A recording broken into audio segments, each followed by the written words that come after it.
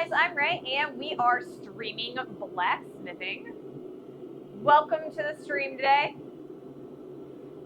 I already have the forge going today because we've got such a large piece of stock that I just figured it needed that extra time to be able to heat up today.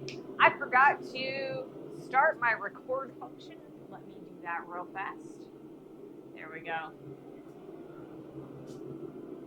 So, evening sandwich. Hello, Corwin. Welcome to the stream. So today we are going to be continuing with our axe. We made some decent progress on Monday, but we've got a little ways left to go before we can really start putting in the hole for the handle in our axe. So we've got a little bit of drawing out to do. I've already got the steel in the forge heating up. Hopefully it doesn't take nearly as long as it did on Monday to heat that all the way up. But yeah, we're gonna continue doing a little bit of drawing down. Hopefully we will be able to start drifting out the hole for the handle. I think I already said that though. Anyway, so yeah, I'm really looking forward to really getting started into making this axe look like an axe. So, as I have said on Monday, I believe this will probably take about 3 weeks for this project. You need a pen and pencil to do some drawing. I do, drawing. I have like, my whiteboard with my little markers. I mean, I can draw that way, right?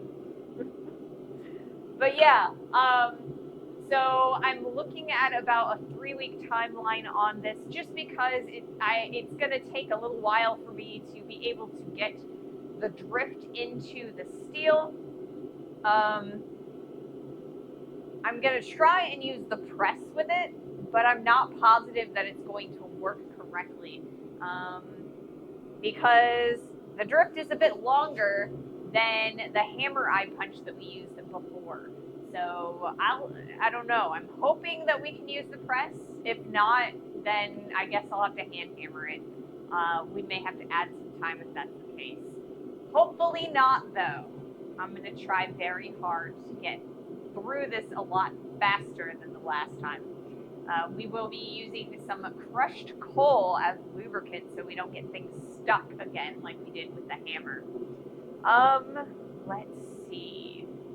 So we've got an ad starting in about 2.5 minutes, and I can talk a little bit about some of the stuff that's happening, the housekeeping stuff in the meantime, while we're waiting for that initial ad. So today I posted a new video on YouTube. It is an interview with Caitlin Morris, and she runs a blacksmithing school called Miss Caitlin's Blacksmith School. And so we got to talk to her during Quad State a little bit about what it means to, teach blacksmithing and how that works, and a little bit, or like also a little bit about making blacksmithing a little bit more accessible for people who may be a little bit on the smaller side, or a little bit on the like disabled. It's kind of like me, I have my chronic illness, and that does affect my blacksmithing, and I do have to make a few accommodations to make sure that I can still blacksmith. So we get to talk about that a little bit, and then so that is up on YouTube, and I've got my shorts coming out. Next week's video is going to be on finishes, things that I apply to a piece of steel after I've finished forging it in order to reduce rust and oxidation on the piece, to kind of preserve it. So that video will be out next Wednesday, and then from there we're going to start doing some videos on the Brazil Nut Grove area of Quad State. I got to talk to several people from that area, and so we will be doing a few videos on that, alternated with our grill set. So I'm pretty excited about getting all of those posted up in the next few weeks. And then, here we're going to continue working on the axe, so it should be nice and relaxing for the next few weeks, I think. I've been trying to also come up with which projects. I have like a whole list of projects that I want to do for the stream, and I've been trying to decide which order I want to do them in. So I'm thinking we're probably going to do a smaller project before we get really started on some of the larger projects that I have in mind. So I think the next one we're probably going to do like a third hand or like a hold down. I'm not entirely sure how well it'll work with my broken top plate, but we'll see if we can't make that happen. Let's see. So it looks like we are in the middle of an ad break now. So I will pause the wow, my brain's buffering a lot this morning. Or this afternoon. Goodness, I apologize for that. I don't know. I noticed it earlier today that I was having a lot of trouble focusing. I only got through a fraction of the editing that I was hoping to get done today, but that's all right. I've got plenty of lead time for my next video that I'm currently editing, so it's not going to be a major issue. But if I'm sitting here like umming and ahhing, that could be a problem. Need some caffeine? I mean, maybe I need some caffeine. I don't know. Sometimes that helps, and sometimes it doesn't.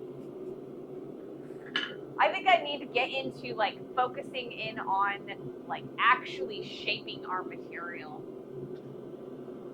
That kind of soothes my brain a little bit.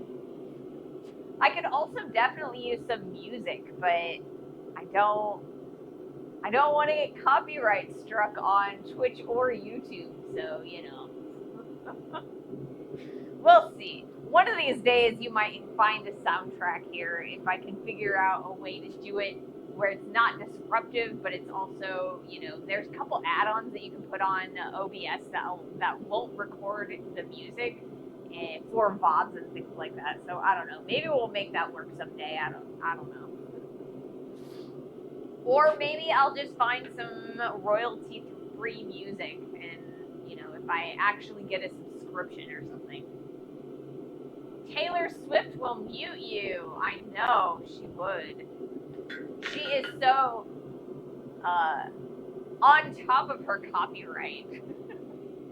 So what are you making today? Oh, you know what? I totally forgot to change the title of the stream, didn't I? So today we are actually continuing to work on our axe head. Let's go with stream information. It is day 3 of our axe head. And we are going to be thinning out our metal.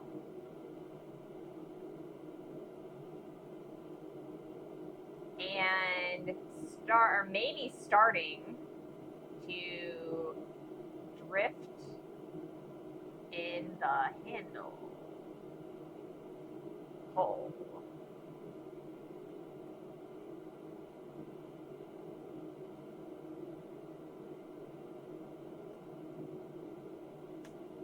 And done.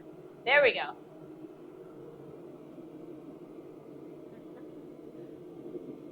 Majolo Mario, welcome. Also hope you're having a great one. I am having a pretty decent day. Like I said, I'm having a little bit of trouble focusing for whatever reason today. But, we're going to work through that, and as we keep going, my brain will start warming up a little bit. But in the beginning, we might have a little bit more pausing and ums and ahs. But It'll get better as we go. So, remember on Monday when I accidentally broke the crank off of the tripod? I talked to the butler about it, and he said that we might end up buying a new tripod, but for the moment, I can just twist the little, like, the base of it and move the camera up and down. So we're just going to use it for a little while until, we find a tripod that we want to use.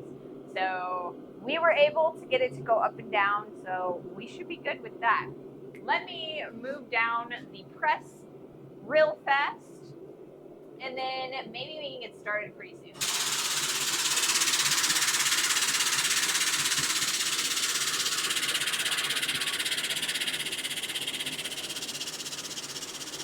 We've got a nice hot piece of steel in there. We should be able to move pretty well.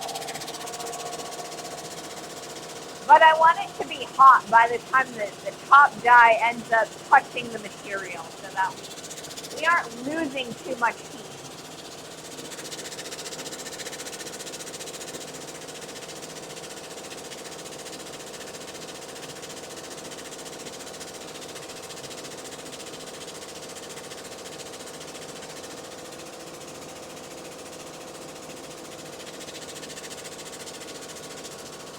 So how have you guys been today? What have you been up to the past, couple days?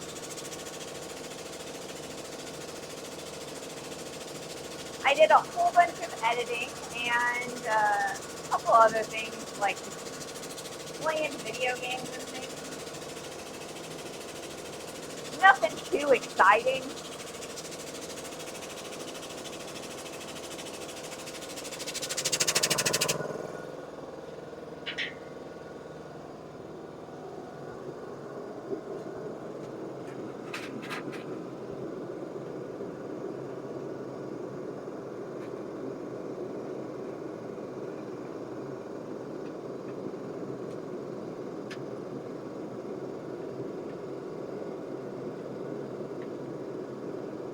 I am currently trying to kind of turn this guy around so it's a little bit easier for me to grab when I'm ready to pull it out of the forge. Worked on some more ornaments last night. Slow day at work today until now. Man, I always hated slow days at work. It's like, you just sit there and count how long till the quitting time, So boring. I'd rather be really, really busy than slow. I was having a lousy day at work, was digging since tomorrow. My house gets connected to gas mains, worked out, and now I'm working on an app. Interesting. Your house gets connected to gas mains. Are you building a new house, or is it like a homestead, or how is that? Most people here, in my experience, living in the Midwest of the United States, most houses are already connected up to like natural gas, power, and water and sewer. We actually had a cesspool when we first moved in here, and we ended up having to attach to the city sewer at one point. That cost us quite a bit of money. It's an old house that I'm renovating here in Belgium. Ooh, interesting. So, yeah, there are a lot of interesting and historical, or maybe not historical, but really old houses over in Europe, and a lot of people have been going in and renovating them. I know that there's a couple places that will sell you houses for really cheap, and you have to renovate them. Sometimes they have time frames, or you have to do it by X point. The previous heating used oil. Ooh, I don't know that I'd be up for that. Cesspool. I think you might be the first person I've heard use that pool in its literal usage. Well, it was actually called a cesspool. Most of them call them a septic tank. Well, ours was old enough that it was a literal cesspool. And so when we bought the house, we knew that we were going to have to replace it to get our house up to code for within the next few years. But eventually, like, it started leaking into the ground, and we were going to be in big trouble if we did not hook onto the sewer, like the city sewer. And so we had to have it pumped and crushed and then filled with fill dirt. And that was quite the production because we didn't even know exactly where it was. Because we hadn't lived here all that long, and so we knew where there were some outlets for it along the pipe, but we didn't know where the actual cesspool was. So it was really weird, really weird. Usually when I hear cesspool, it's describing a horrible, messy place. Well, I'll tell you, it was a horrible and messy place. All right, I am going to do our first heat for the day.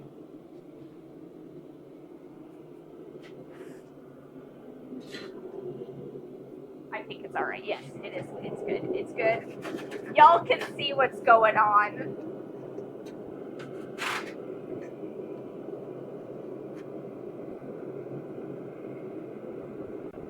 Oh my goodness, I have a Taylor Swift song stuck in my head, and I'm so out of it that I'm all kinds of humming it and stuff. So I apologize. I'm not the best singer in the world.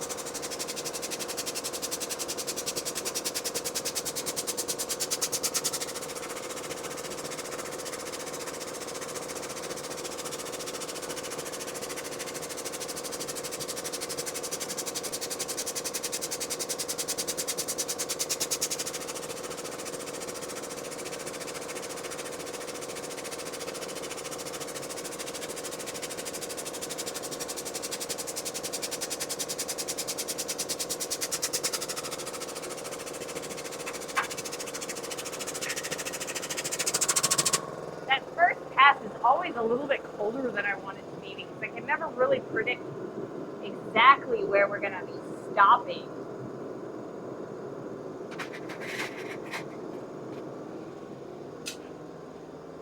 Greetings, Ping. Welcome to the stream.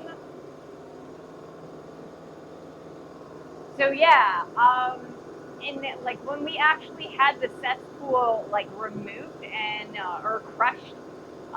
That was like during 2020, and I was sick. Like that was like right after I had gotten COVID, and so it was not pleasant for me. I could barely move. I could barely walk around. The guys kept having to like knock on the door, and I had to keep getting up and like helping them and stuff. It was not fun. But we got through it. And we're still, 5 years later, working on fixing the bathroom. It's usable, though. It's got a sink and it's got a toilet. What it does not have is a working shower. But that's all right, because we have a shower and a bathtub in our second bathroom. So I'm not missing any showers because we had to tear apart our bathroom to get rid of the cesspool. So the reason we actually had to get rid of or tear up the bathroom is because there was no way to access the plumbing under the second bathroom because it's in an addition, and they just didn't give us like any good access ways. There's like one little hatch that you can get into in the basement to get under the addition, but they ran all of the HVAC between or in underneath of the hallway that's like right outside of the bathroom, and it's you're barely able to crawl under there, so you can't get through with that HVAC there. So it's just obnoxious. So we ended up taking out the floor of the bathroom, which I'm incredibly grateful that we had to do that because we found out that the floor joists in the bathroom were rotted through and they were squishy. So at some point, someone was going to be going to the bathroom, sitting on the toilet, and fall through the floor. So we got all of that replaced. We rearranged the bathroom, and now it is mostly functional. So I'm pretty excited about that. The butler kind of put in the toilet and the sink last spring. So we finally, we were finally able to use it and stuff. So like I said, we don't have a working shower yet because we still got to get rid of a bunch of grout in the floor tiles in the shower area. But it, other than that, it should be usable soon. Yeah, not good. It wasn't a fun process, but it did kind of, after the workman finished, I did actually, initially, when I was trying to get back into shape where I could like move around and stuff, the first thing that I started doing to make that happen was I started working in the bathroom. So I drywalled everything. I put in the floor. My parents helped me redo the ceiling because that was a little bit much for me.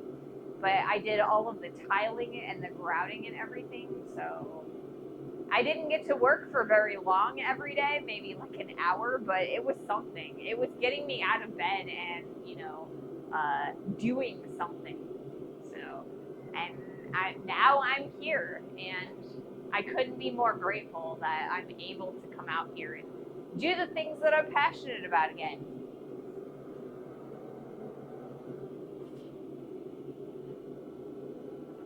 So today, like I said, we are working on an axe.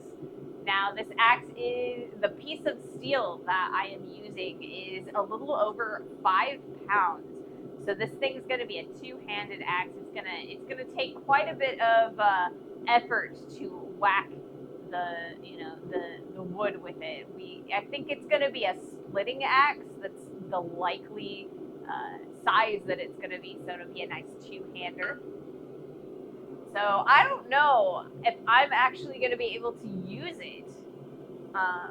One of the big things that I have a lot of trouble with still to this day is that lifting things takes a lot of effort and a lot of energy. So I can hammer for a really long time now.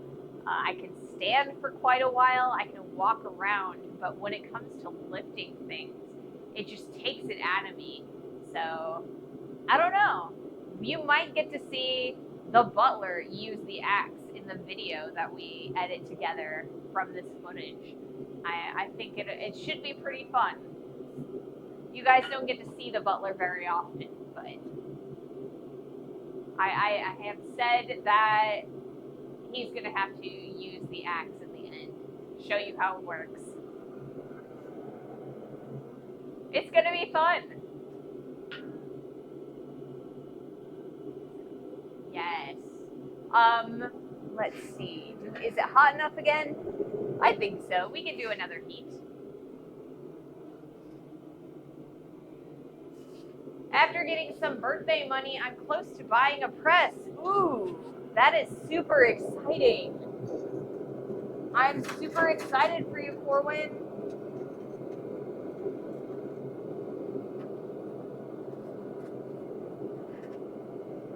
My press is incredibly helpful for me as a blacksmith. It helps me smith for a lot longer than I would otherwise be able to do.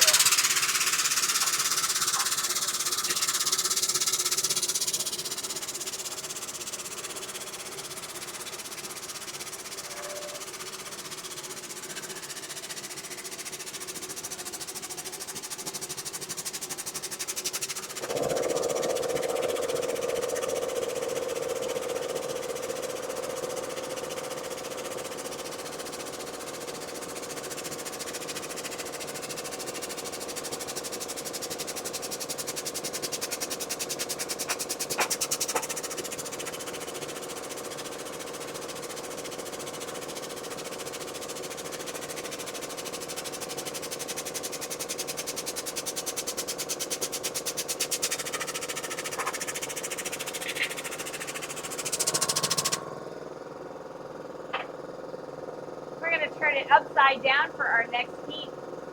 And we're gonna do one more heat on this direction, and then we're gonna flip it around and start from the opposite direction. I wanna keep everything nice and even while I'm doing this. Oh, come on, get in there. No falling over.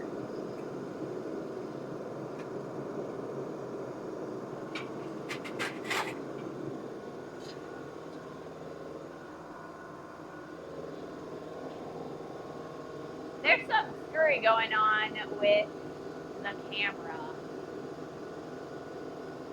Let me mess around with the white balance. It's really orange for whatever reason.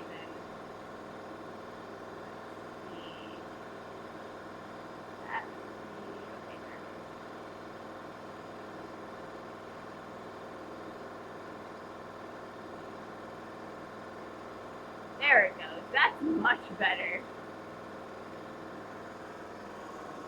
Yeah, I don't know what happened. It's weird. So that's a lot better than it was before. It looked very orange before. That looks more normal, I feel like.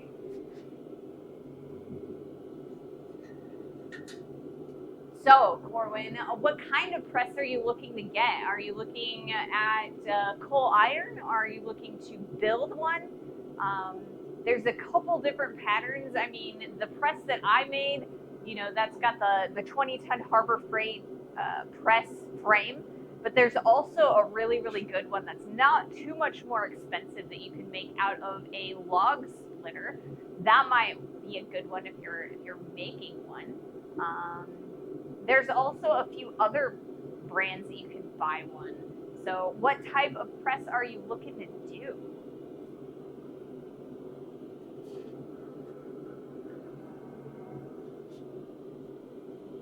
Harbor Freight log splitter that my friend has, he upgraded it to a coal iron press. Awesome. So that means it's already made for you. That's exciting, man. I hope it works beautifully for you. I like this press, but I really wish that I had spent a little bit longer researching plans, because about a couple months after I built this one, I found the plans to a log splitter one. But see, when I made this guy, it was before coal iron actually was a company. I made this guy like 10 years ago, and coal iron has been around for about 10 years. So it's, you know, it's still good, but it's a little on the older side.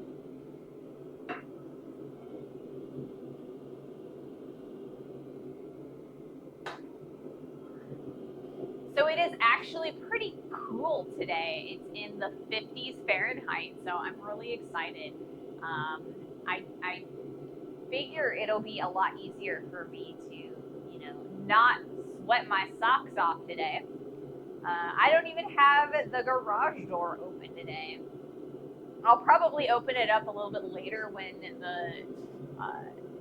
the forge gets a little bit hotter, because you know I have the door open here for ventilation, but you get that cross flow of breeze if I open both the garage door and the side door.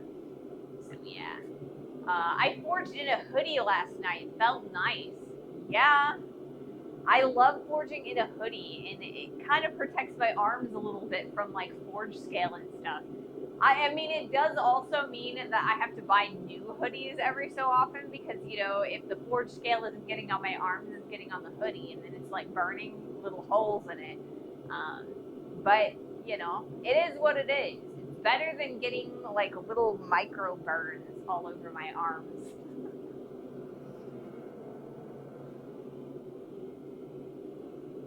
But yeah, it's starting to cool down, and I think it's probably going to stay cooler.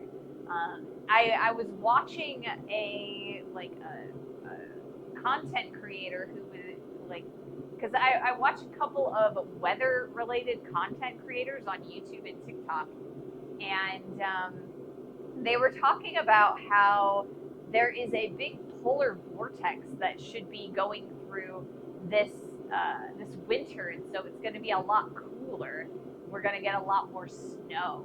So I'm really interested to see if that happens here, because I'm a little bit further south than, in the Midwest, but I'm also like not too far south. We do get really cold here on occasion, but we don't normally get a lot of snow. Same in New Hampshire. Yeah. I'm hoping, like I said, I'm hoping that it stays a relatively, fall weather, that mid-range where it's not too hot, but also not too cold. And cause that's my favorite temperature to forage in. I prefer in the spring because in the fall, my allergies are like acting up something fierce. But I think we're finally at that point where the pollens and stuff are kind of starting to settle. So I think we're gonna have a good time out here for the next little while until it gets super cold. Perfect for a light jacket. Yes. We will be out here as long as I can handle the cold. And you guys last year saw me in my, hoodie and my outer wear. We'll be out here. I'll see my breath. As long as I'm able to turn on the fluorescence, we'll be out here. It's just when it gets so cold that the fluorescence won't ignite, that's when I draw the line. So I will do my very, very best to get out here for as much of the winter as possible. I've got so much to do. I've got so many projects on the docket, and I'm like super excited for them. We're gonna do a little bit of tool making, a lot of tool making, a little bit of armor. I've got some other things that I'd like to do. Hey, paleontologist, welcome to the stream. Thanks for joining us. Welcome, welcome. We have an ad incoming in about 3 minutes. So once that ad, I think I'm gonna do another heat first. Let's see if I can't beat that ad. And then we can talk a little bit more.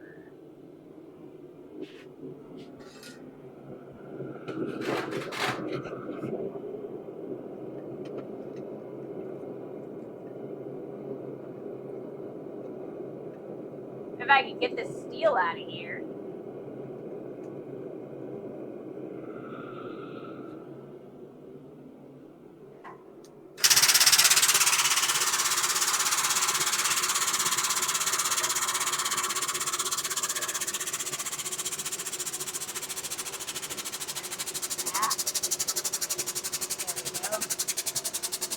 Better.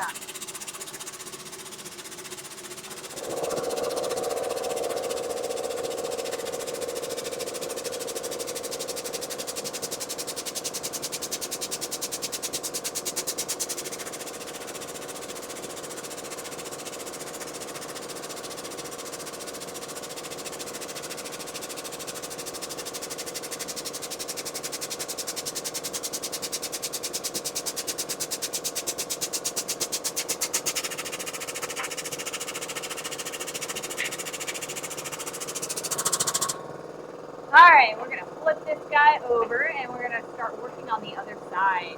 We've got a little bit of wide area here, and I want to make these two top and bottom lines parallel.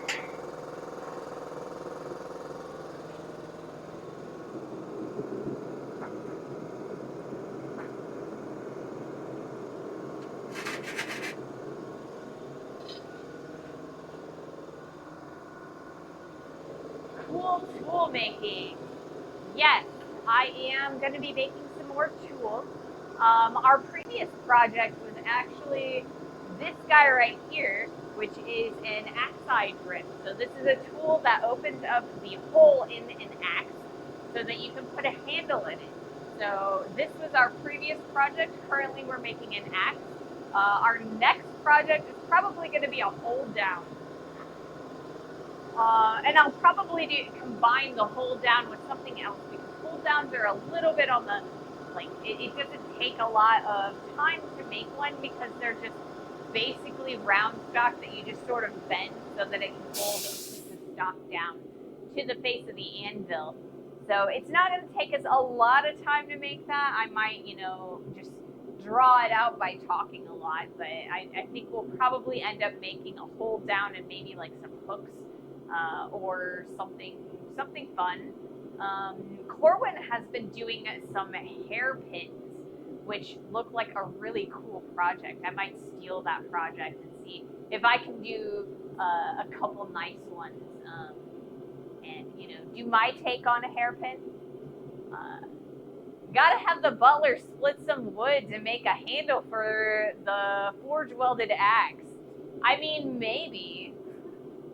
I do at some point intend on doing some more forge welding so that we can actually finish the forge welded axe. I really want to finish it, but I still am not quite as comfortable at forge welding as I want to be before I make that next attempt. Hey Mahalo, welcome. Thanks for joining us. It looks like we are in the middle of an ad break. So once that ad break is done, I'll take a look. We're almost to the point where I can do another heat.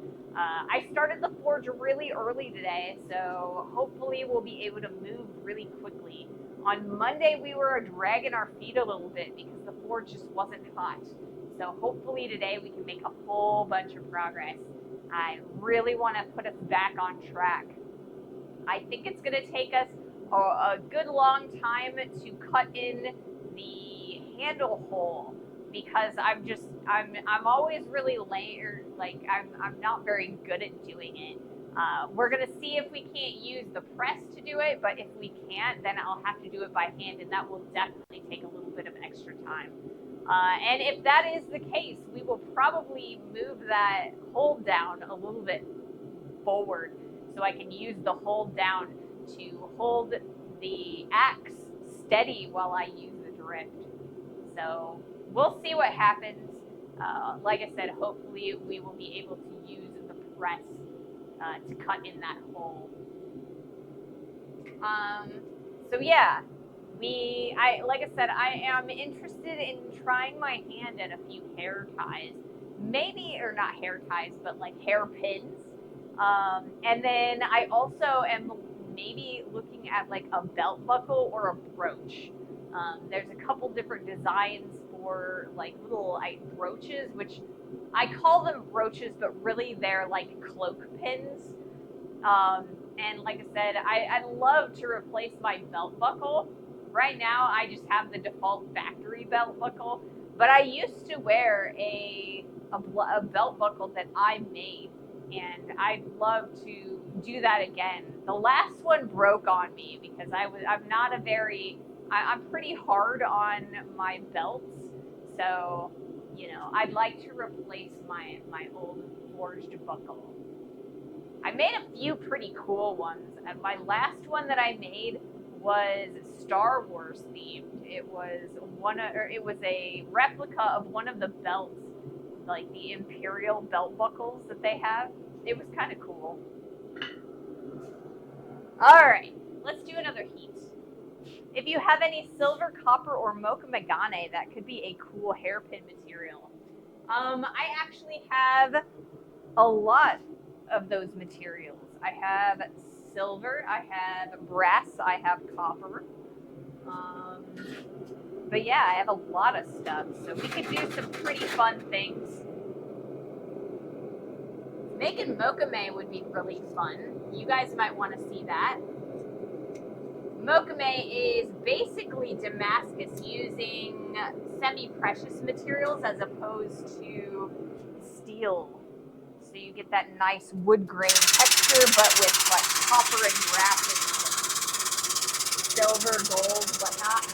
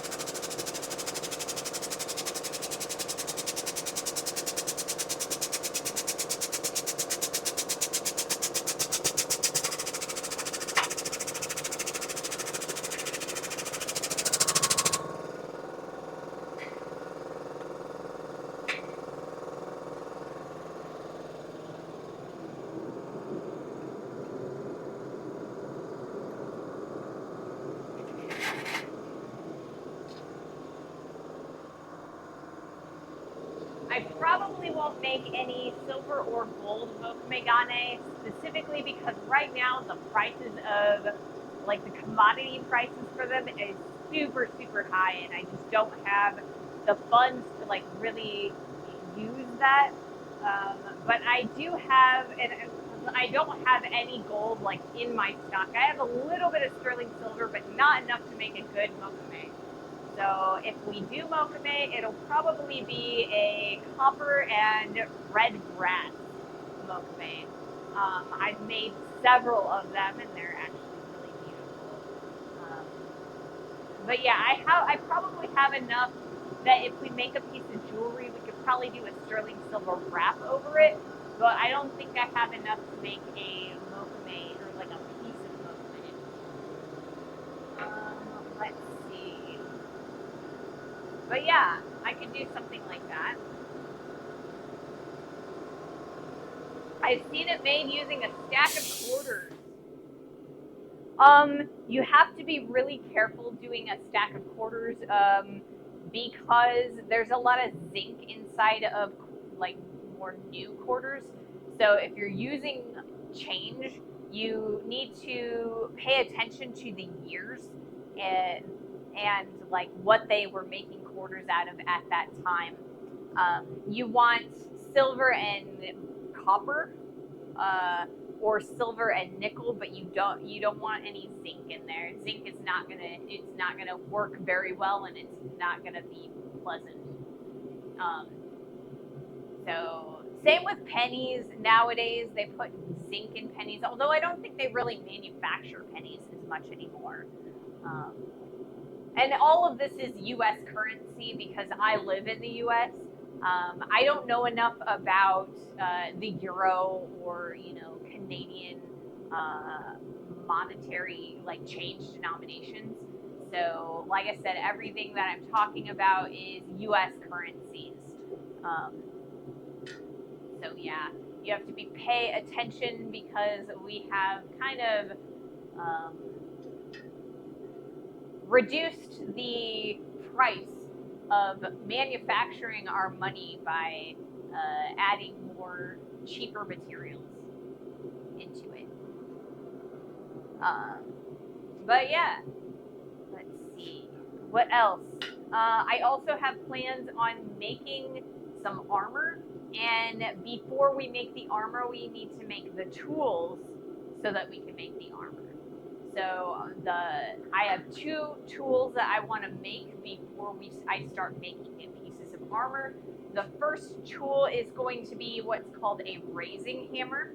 It is a smaller hammer that is specifically designed to stretch the material and into the shape, or into curved shapes that are conducive for armor making. I have a piece of 4140 that I cut off the block that we've been using. Where is that? I think it's under the post device. So we're gonna make that, and then we're going to cut another block of A2 off of this piece, and we're going to make a raising stake. And so that's basically like a specially shaped horn that we can get the curve for our armor on. So we've got a few tools to make before I want to make some armor. I do actually have both of those objects that I could use, but I'd rather make my own. The stake that I have, I did make, but I didn't do a very good job of it. And then my hammers, my raising hammers, they're car body hammers, so they're not nearly as good as if I were to make my own hammer. So, and I enjoy making tools here, so we're gonna make some tools to make some armor. So I hope that is an acceptable use of our time. And then I've got a few other projects coming down the horn that I'd really like to do, but I think a couple of them I'd like to actually do with some forge welding. So I need to add a couple of more forge welding days in. So, yeah. All right, let's do another heat. But first, let me take a look at my camera. All right, I'm gonna lower it a little bit so we can get a different angle.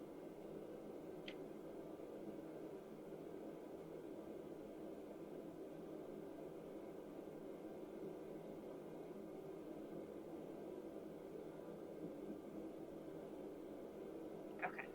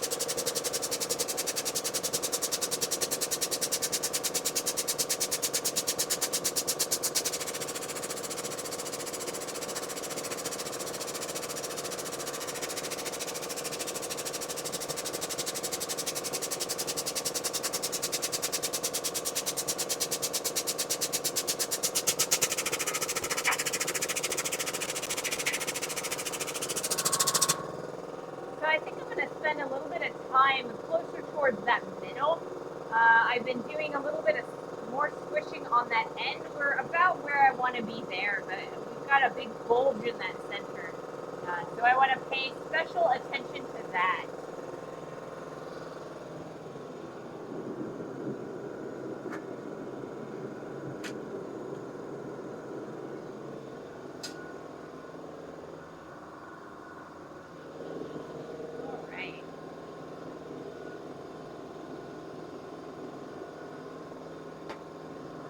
We're just starting to heat up pretty good. That's really exciting to hear or to see. That means we're going to be able to get a little bit more forging done a little bit quicker. So we're getting there. I do want to spend a little bit of time with the material tipped up. Right now we're getting a lot of outward squishing, so it's getting a little bit wider. And it's not necessarily a bad thing, it just means that I have to keep flipping it, and it's a little bit harder to squish the material more evenly. I'll probably have to spend a little bit of time here on the face of the anvil in order to even it out a little bit. We have ripples developing, which are, typical, and they happen naturally, but we're getting uneven ones because the material is wider than the jaws of the press is. So I'm going to have to flatten it out a little bit before we get too excited and happy about widening it out. Let's see. So we talked a little bit about some of the list of projects that I've got going. If there's any that you guys are interested in seeing me do, you can post them here or in the Discord. I'm always in the market for new projects and things that you guys want to see. And if there's anything that you're like, I'm tired of seeing that, can we do something else for a little while? Feel free to let me know that too. I want to entertain you guys as well as myself,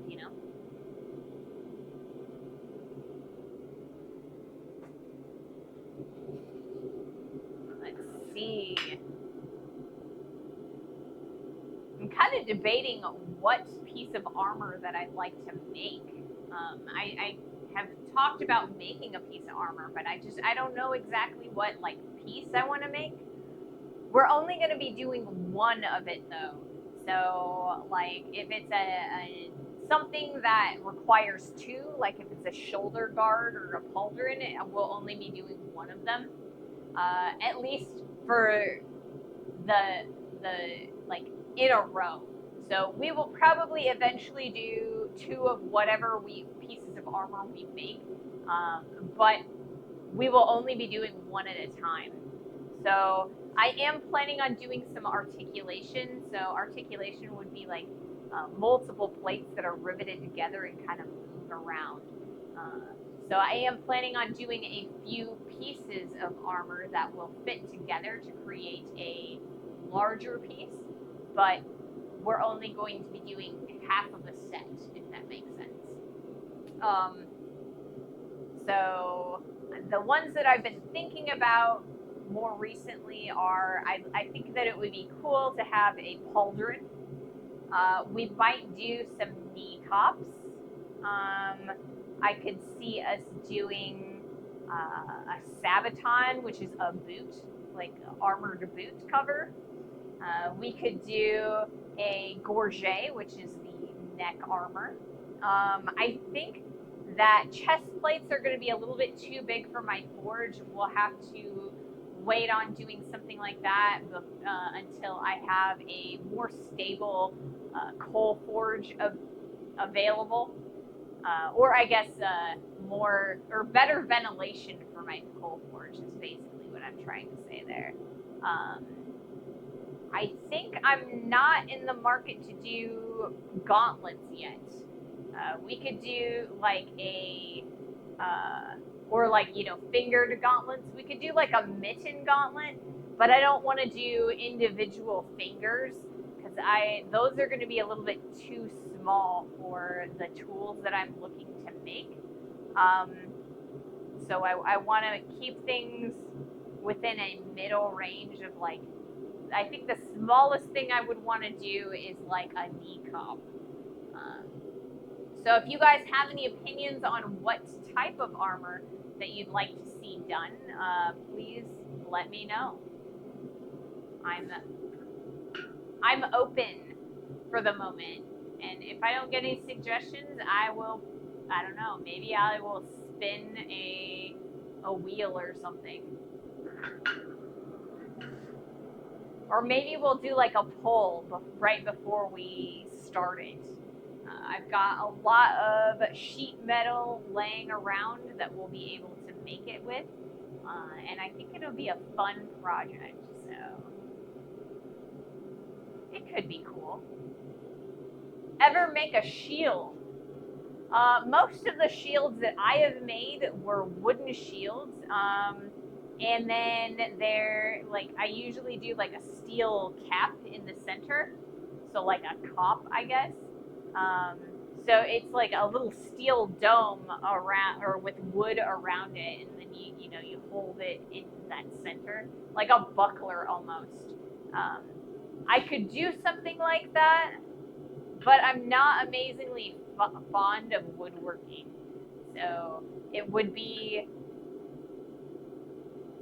less fun for me, if that makes sense. Let's do another heat.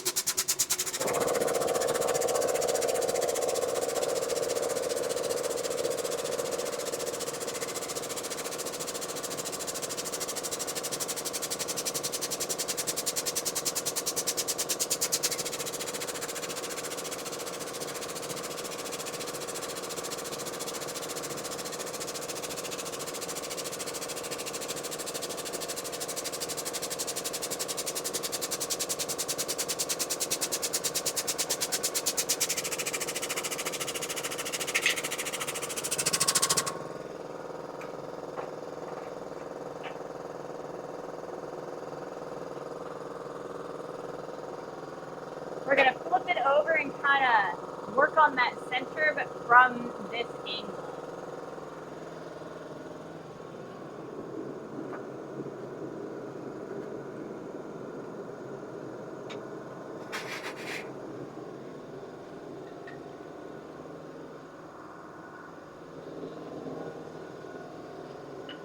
yeah, we're making a pretty decent amount of progress. We are no longer square. It is definitely evident that we are no longer a square piece to stop. And we started with a giant round piece, so we've made quite a bit of progress over the past couple of days. Like I said, I really want to get to the point where we're nice and thin, and I will be able to cut in that hammer, or I mean the handle hole. Right now, the axe is about the size that I want it at the end, right? But I still need to thin it out because how a drift works is that it shoves the material out of its way. So if I were to put the hammer, or if I were to put the axe handle or like the drift in there, it would end up making the piece a lot fatter than I want it to be in the end. So I would either have to do a lot of grinding or a lot of work on the cheeks. And so we are going to thin it out a lot more so that when we add the drift and the hole, it'll white it out exactly the amount that I want it to whiten. We also eventually are going to have to squish out one side of it a lot thinner, so it just works a little bit easier if I just continue thinning that out for a little bit longer.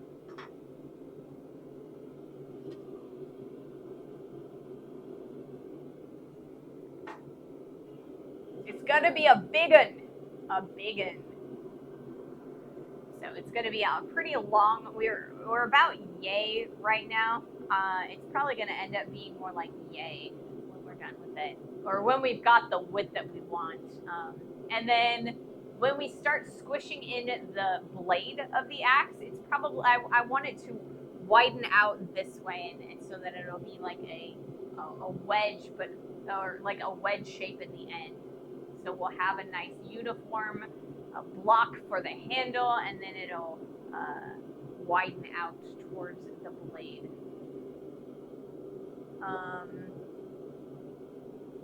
It'll probably lengthen a little bit too, but we'll address that when we get there.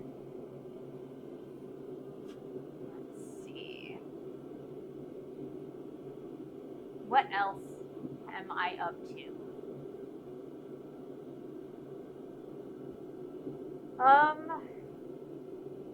I don't know. A lot of stuff, but there's also a lot of stuff that I can't really talk about yet. I'm always working on stuff like, more trips and, talking to different people about opportunities that have been offered to me, but not anything that I can really talk about right now. I'd like to go to another conference, but I haven't found one that suits my schedule just yet. Ray's always up to something. I am always up to something. When I say I'm not a lot going on, there actually is probably quite a bit going on. Yeah. I'm looking to see if there is maybe a conference in like January. January would be a pretty good time for my schedule to get to another conference. I heard that there was going to be one from, or like an Oomba conference, but I haven't been able to find it yet. Their schedule doesn't quite go to January. I think right now it's up to December. So, I don't know. They have a conference at Coal Iron that I wanted to get to, but I just don't have the time to get to that one. It's in December, but it's early in December. So usually what happens in December is that the butler ends up taking about half of the month off because he's got to burn vacation days before the end of the year, before January. But the 8th is a little bit early for that, so I don't think the butler gets or starts vacation until the week after that.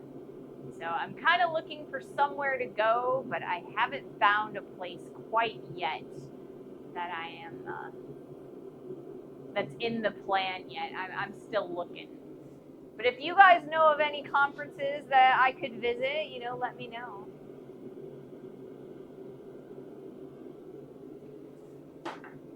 I'd love to meet some of you guys at conferences, you know, in public places.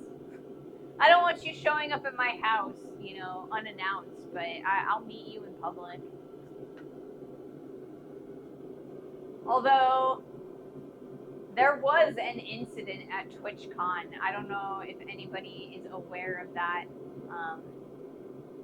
Yeah, there was an incident at TwitchCon, and I definitely would not want that to happen to anyone, let alone myself. So, you guys, I don't feel like I have to worry about though. Yes, that was awful. Yeah, I just, for the most part, I trust you guys. You guys have been nothing but kind, and everybody that I've met has made me feel very safe and secure. So I really don't feel like I have too much to worry about. But yeah, that was scary. So I'll try not to let that happen to myself. All right, let's do one more heat before the ad. We've got an ad in about 3 minutes.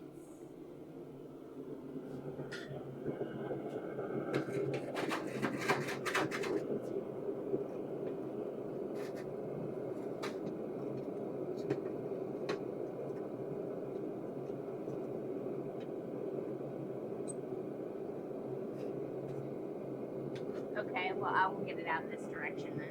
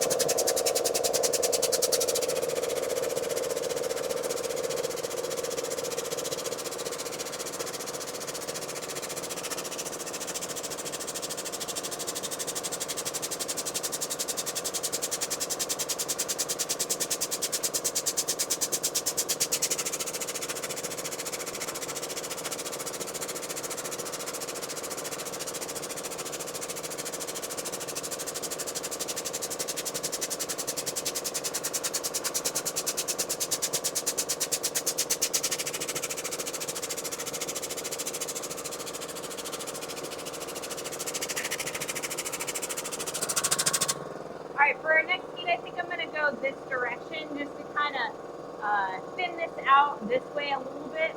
We don't need to go too far, but I just want to make the sides a little bit more parallel.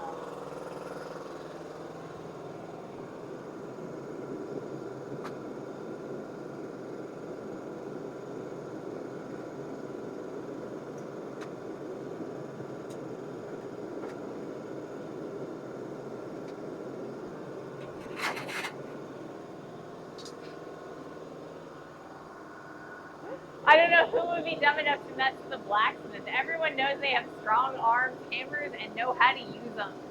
Yes. I do know how to use my hammer. But I'm also really small. So, you know, while I can, you know, I have a lot of like strength, I feel like if somebody had a mind to, they could just pick me up and carry me off. So, you know, because I don't have a lot of weight, you know. There's strength, but then there's also weight.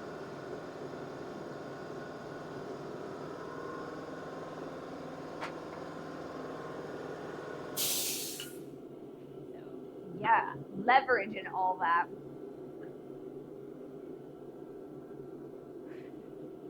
That's what the hairpin is for. Oh man, that is totally what hairpins are for. You guys are aware of the fact that hair or hat pins were banned in the 1920s because women were using them for self-defense. They were like, yeah, stabbing people who were messing with them. So I think you turned them into a pretzel anyway. Maybe. I think it'd take me a little bit of extra, like, effort because, if they were carrying me off, I'd have to, I'd have to wiggle around to get leverage on them. All right, so we are in the middle of an ad that gives me time to heat up my next, the metal again for our next heat. I kind of also feel like I have a big enough entourage of people who know who I am and stuff that, if anything happened to me, it just wouldn't happen because there are enough people around me usually. Just got to know the pressure points on people. I will trust you on that one. I'm not going to confirm or deny that I know some pressure points.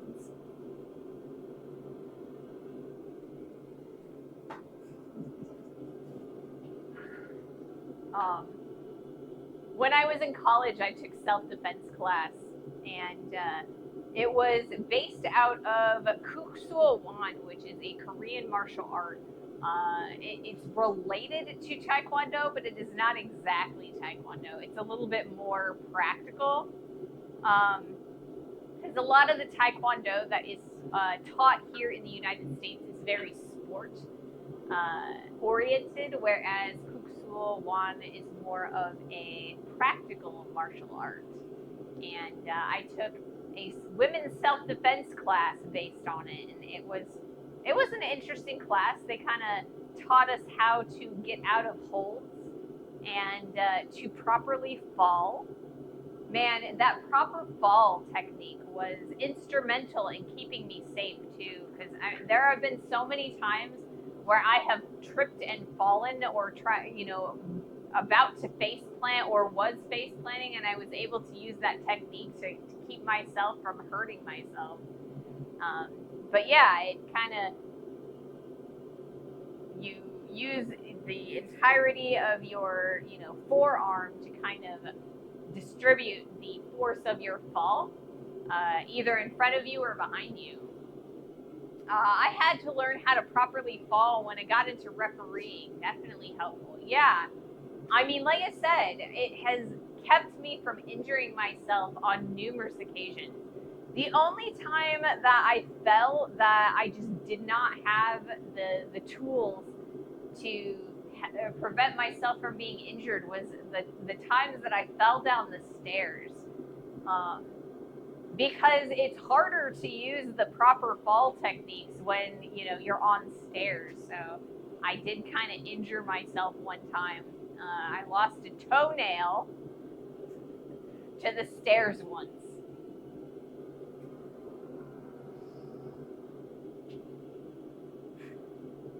Most of my family are like, you've lost so many toenails, right? And I have, but that's neither here nor there.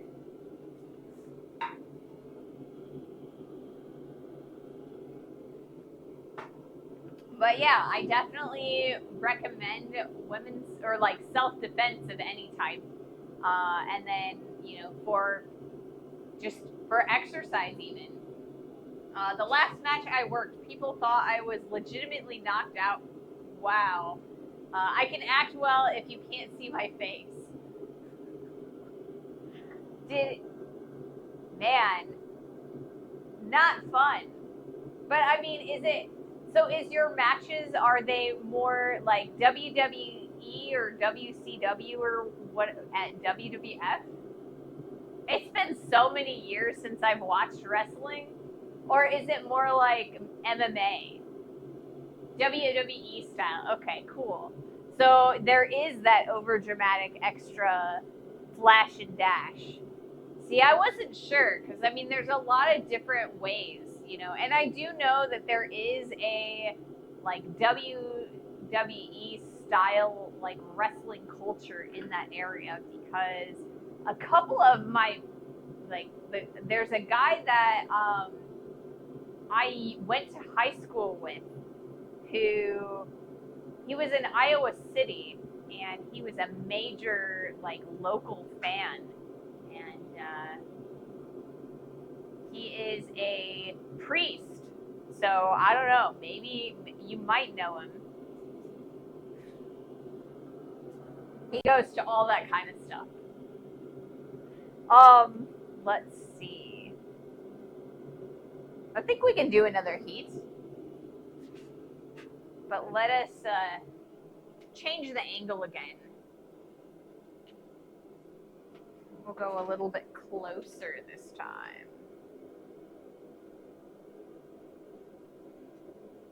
Maybe we'll get a little bit taller.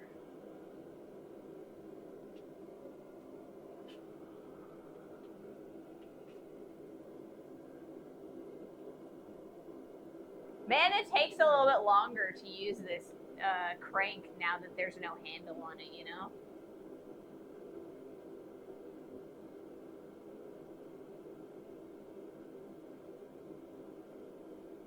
There we go. All nice and set up. So let's do our next heat. Yeah, one of the most popular WWE wrestlers right now is from Davenport and has a school there. Great transition from WWE to the Hammer SmackDown. Yes, right? So yeah, if I remember correctly, that wrestler's name is Bret Hart.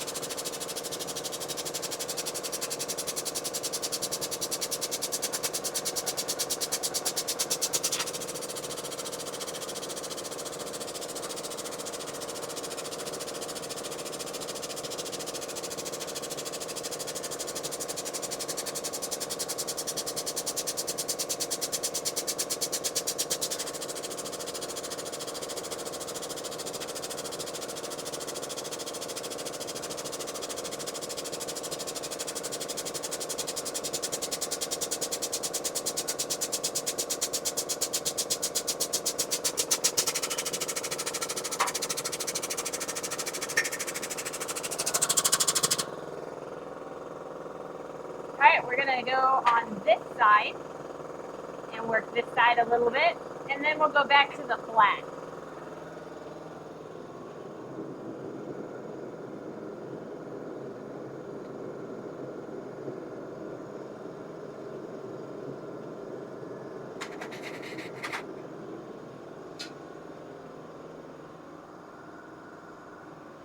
Oh, retired Canadian Hall of Famer. I saw him back in 1991.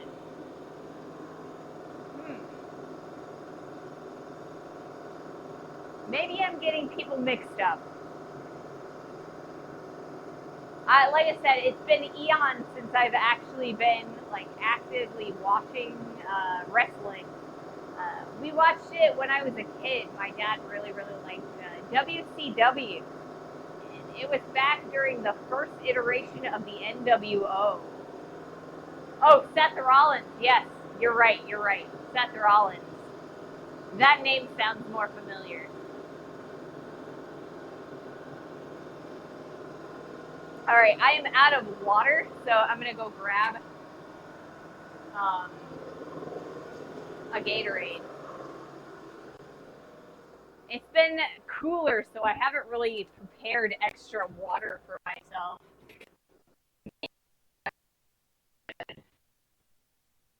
I grabbed a Gatorade anyway.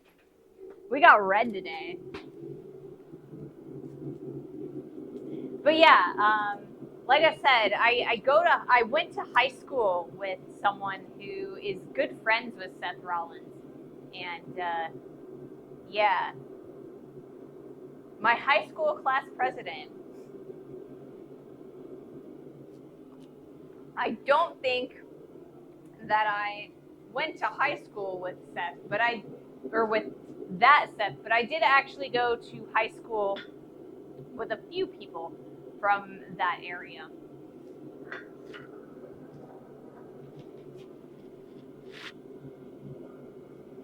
So I get out that way about once a year during the Christmas holiday. He's about my age. I mean, yeah.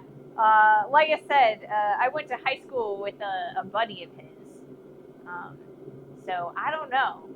Like I said, I don't know if we actually went to high school together or not. But I went to high school on the Illinois side in Moline. So I'm not from Davenport. I'm actually from Moline, Illinois, which is the international headquarters of John Deere tractors. That's their claim to fame. Let's see. What else can we talk about?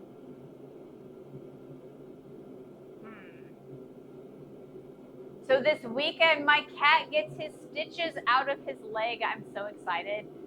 My cat has been running around the house with a cone on his head, and he keeps little noise, or Lily noise. Yeah. Or Illinois? Yes, Ellie noise. That's what that's trying to say. I can read. Yeah, I am from Illinois. I am currently living in Illinois, but not anywhere near I'm about 4 hours away, or more than 4 hours away now, from where I grew up. So Illinois is like a huge state. If you go from top to bottom, it's about 6 hours. So I mean, it's crazy big. Anyway, what am I trying to say? Oh yeah, my cat is getting his stitches out on Saturday.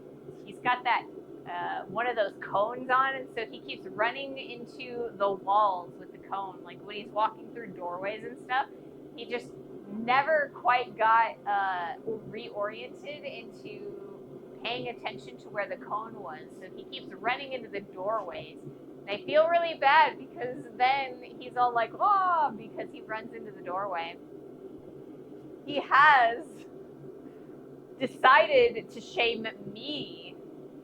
So yes, he has the cone of shame, but he's trying to shame me with it by like he gets his face all up in my face, and so there's the cone all around my face, and then he's all like moves around and stuff, and then it's like annoying because he's all like, look what you did to me. You can take this off of me. Why don't you? You should let me pull these stitches out myself. My dog had issues like that. The cone is evil. It is evil. So it's been a week and a half since my cat had surgery to remove a cancer mass. Hopefully I get a phone call at some point that tells me what they found when they biopsied it. We're hoping that they were able to get all of the cancerous, like the cancer out or off of his leg, and that it hasn't spread further than that, because I love my baby and I want him to be happy and healthy. So I'm really hoping that the surgery went well, and on Saturday we'll be able to get rid of the stitches and he can go back to being himself, because he's very disgruntled right now. Yesterday, he sat on my lap for 4 hours and tried to disrupt me while I was trying to edit videos. So, yeah. It's probably not the most entertaining thing to talk about, but, that's what's going on in my life today. I have a cat. He's my spoiled baby. Yes, my cat is also my spoiled baby. He's my child. I don't have any human babies, but my cat is my baby. Sounds like a cat. Yes, a cat is, very apt to make its problems your problem. And my tungsten has definitely been making this problem cone into my problem. All right, let's do another heat.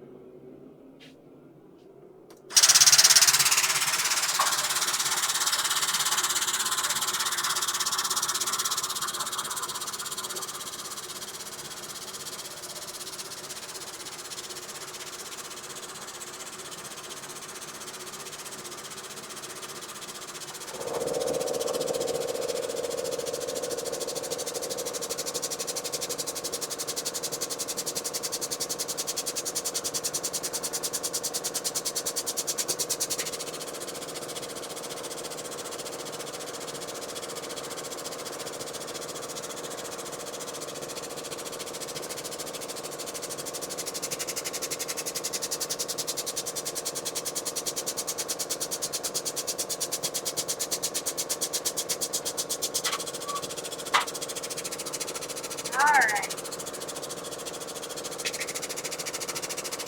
I think I'm pretty happy with that. So I think we're going to go back to the flat and keep thinning it out.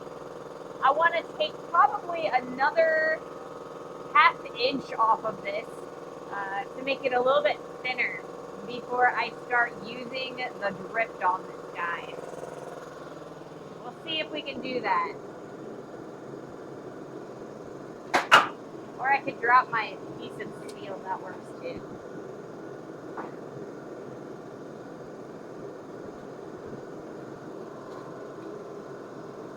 There we go. Ow, that's hot. Not hot enough to burn me, but, you know, a little hot. Hey, Jack. Welcome to the stream. We are currently working on our axe. We're thinning it out a little bit. It's about where I want it to be at the end, but because when I drift in the handle, it's going to poop out again, we still need about a ½ inch thinner material. How doth the vibe? I hope they're all right. I'm pretty well vibing. I was a little bit sad earlier today because I've been watching TikToks, and you know how, you know, you start watching TikToks and Facebook, and there's a couple really fun things or funny things, and then I have to scroll past all this like awful news and stuff. So I was like doom scrolling today, and it was a little bit depressing, but now I'm out here and the vibes are so much better.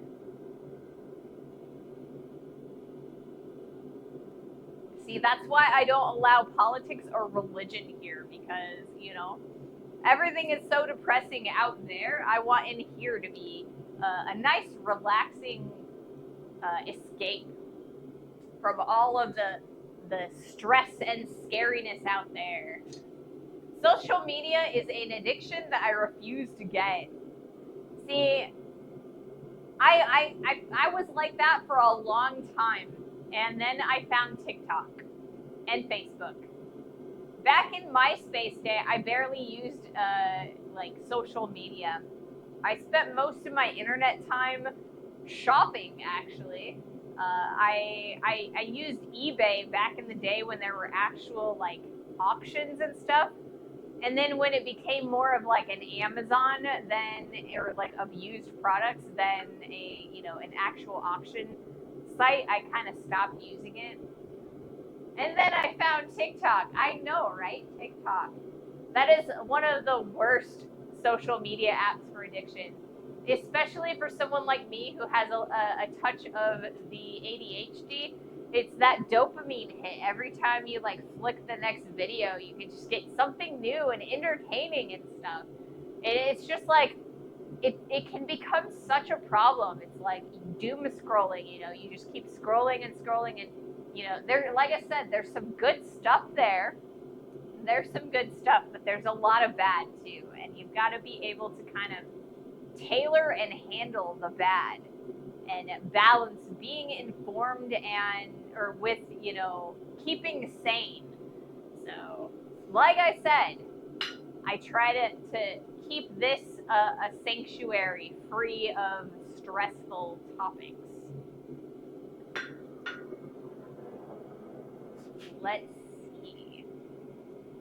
But yeah, pretty good vibes here. Boo sanity.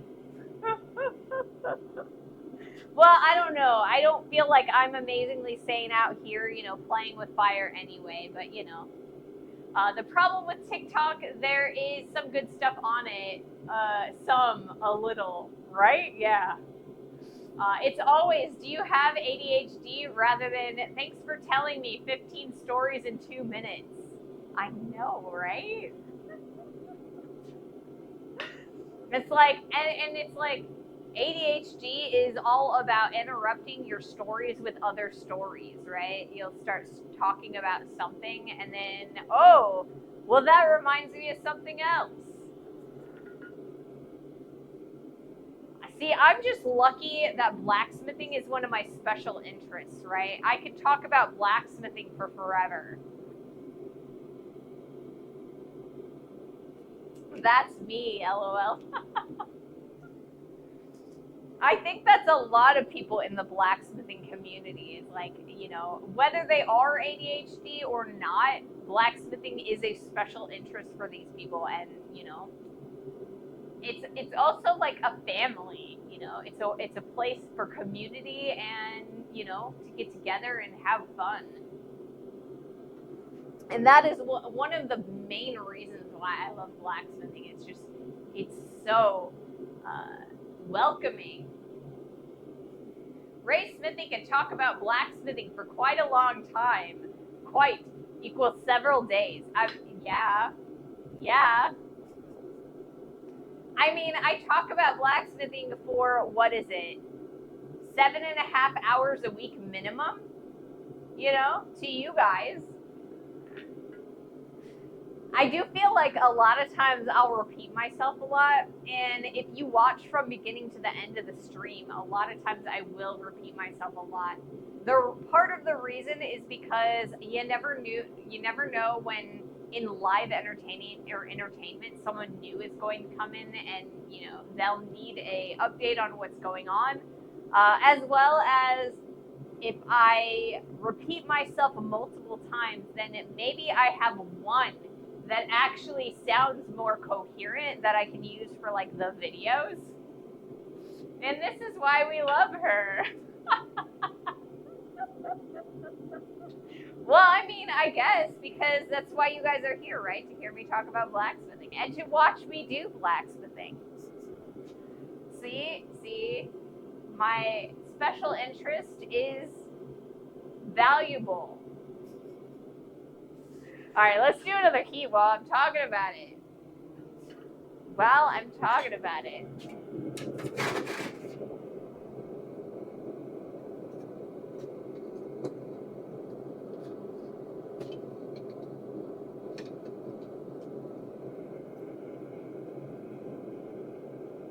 So there's this new song on Taylor Swift's new album called Honey, and I have it stuck in my head, so I keep wanting to hum it.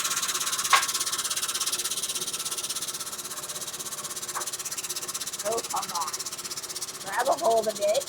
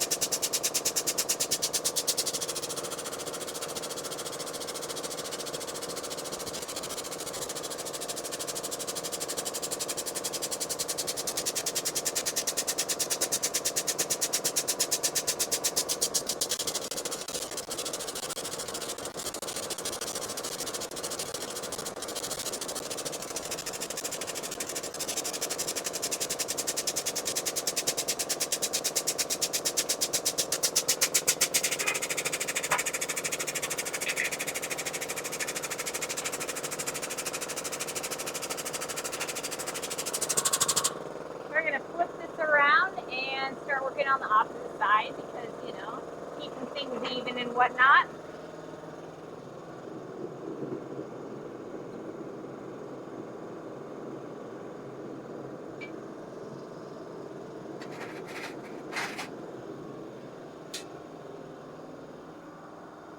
ADHD. If you want to know everything about something, find the right person and they will know everything.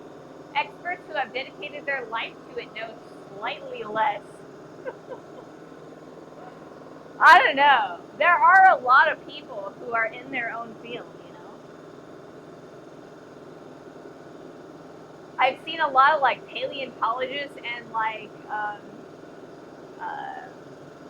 geologists and like zoologists who are like just so excited about their field of study that I almost feel like they have to be at least a little bit ADHD.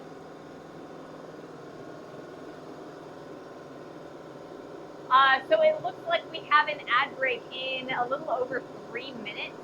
I'm not sure that the steel will be hot enough to do another heat before the ad starts. So we're going to do a heat after the ad finishes. It should be hot enough by then. So, yes, we will be doing another heat then. Because I don't like to do heats in the middle of the ad.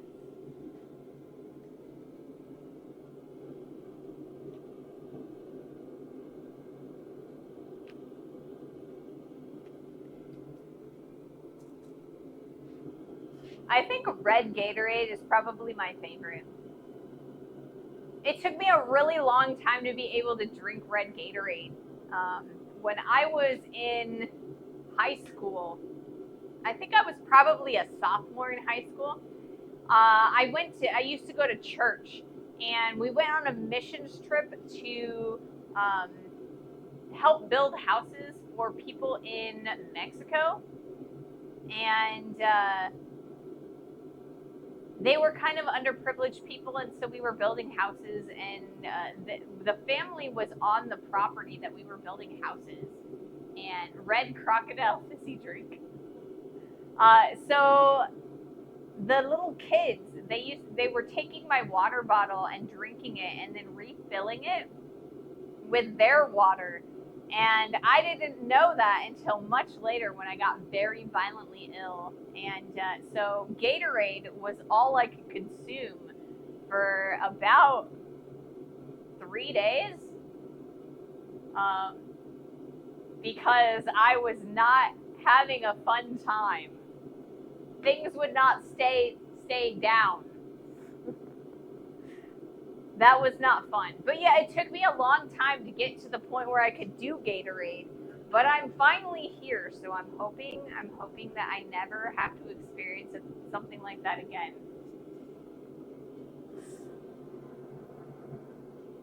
Be careful what water you drink in Mexico.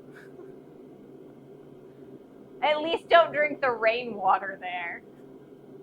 I'm pretty sure that's where the water came from, was a rain barrel.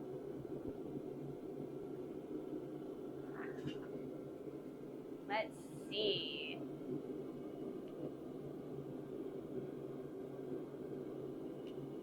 Gatorade might not be perfect, but at least it's always the same. That is very true. Very, very true. And I mean, that's very helpful for somebody who has like flavor and texture problems. So I'm very glad that it's around for people. It's it's a little bit too sugary, but it's got electrolytes and the salts that you need for sweating a lot. And I mean, they do have Gatorade Zero when you need like less sugar in your Gatorade. So I think it works pretty well for me as a blacksmith. ADHD with texture problems. So ADHD, yeah, I have some texture problems. I think I was talking about that the other day when I was talking about how I don't like pineapples because somebody brought up pineapples on pizza. The butler loves pineapples on pizza. I just can't do it because of the stringy texture.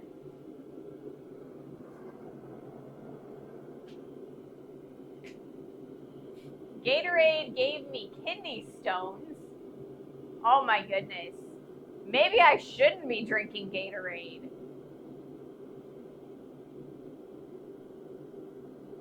Man. I hope it doesn't give me kidney stones. I've had kidney stones. Don't drink too much. Yeah, I thought that it would be better to drink Gatorade than to drink soda. That's kind of why I drink the Gatorade, you know? But I do drink so much water, like so much water, in order to like make up for the fact that I lose so much water to sweat and effort.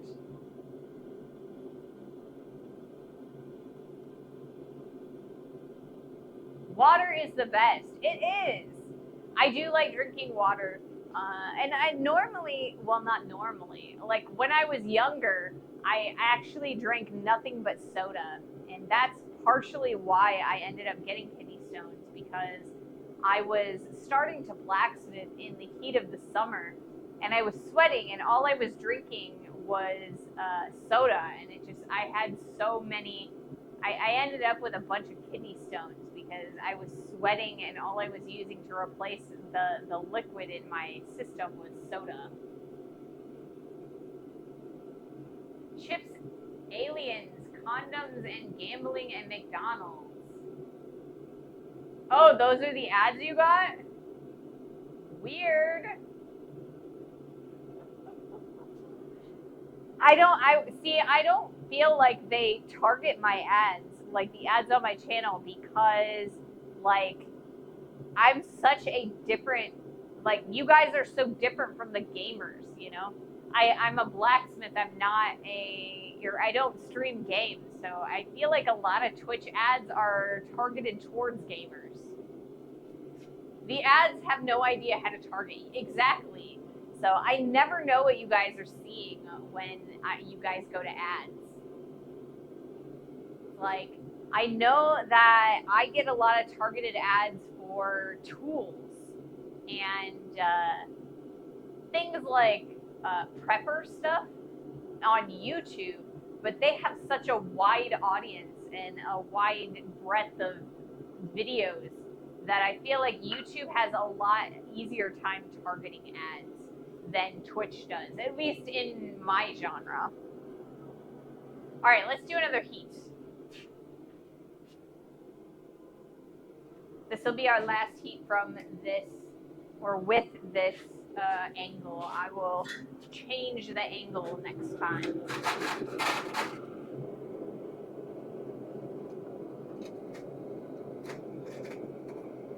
Yeah!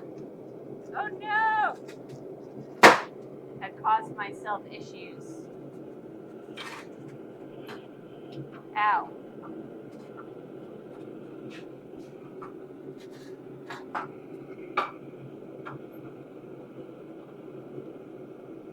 Problems. It's alright though.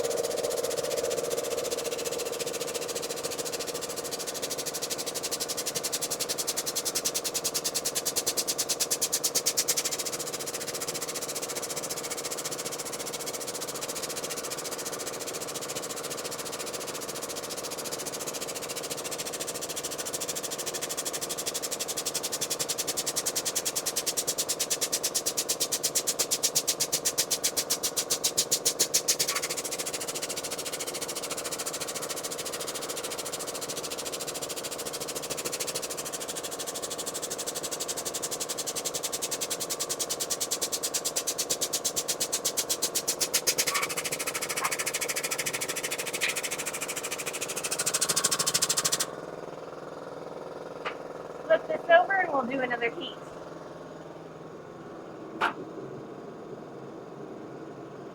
Yeah.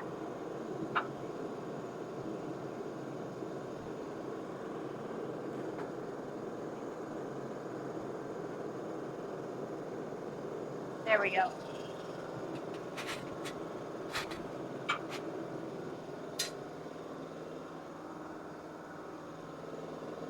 Big furnace issues. The big ugly welds on that press seem to be saying this ain't gonna break no way. I mean, they are big ugly welds, but they were pretty decent big ugly welds. Eventually they will break just because they will. Because, you know, it's not a true, I guess it's more of a surface weld than anything. So eventually they will break, but not it'll probably take a while longer. I did actually break the welds on the little, the the angle iron that holds the dies in there. And so I re-welded those. Those are a little bit higher quality. I was able to get a lot more penetration because I'm a lot better at welding now than I was then. And that's not saying a lot because I'm not great at welding. But I will preach till I'm blue in the face that if a blacksmith says they're a good welder, it's because they were a welder first.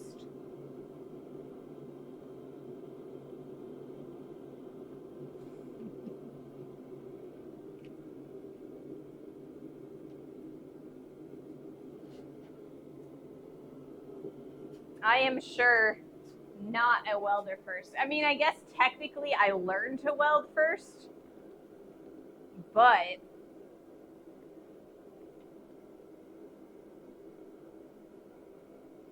I was never amazingly good at it to begin with, if that makes any sense.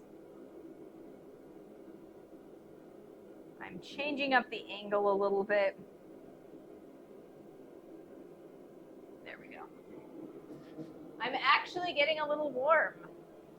Give me a moment. I'm going to turn on my fan on its lowest setting. Or maybe actually, you know what? I'm going to open the garage door. That's what I need to do.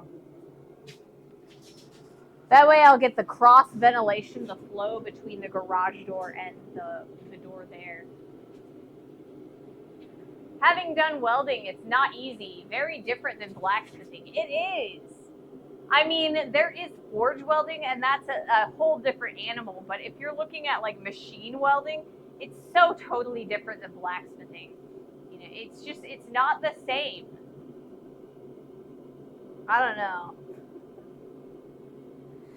People keep asking me in the comments of my YouTube and Twitch video or TikTok videos why I haven't actually replaced the panel on my anvil. And part of the reason that I've not done that is because I don't feel comfortable enough welding to do it without breaking it even further.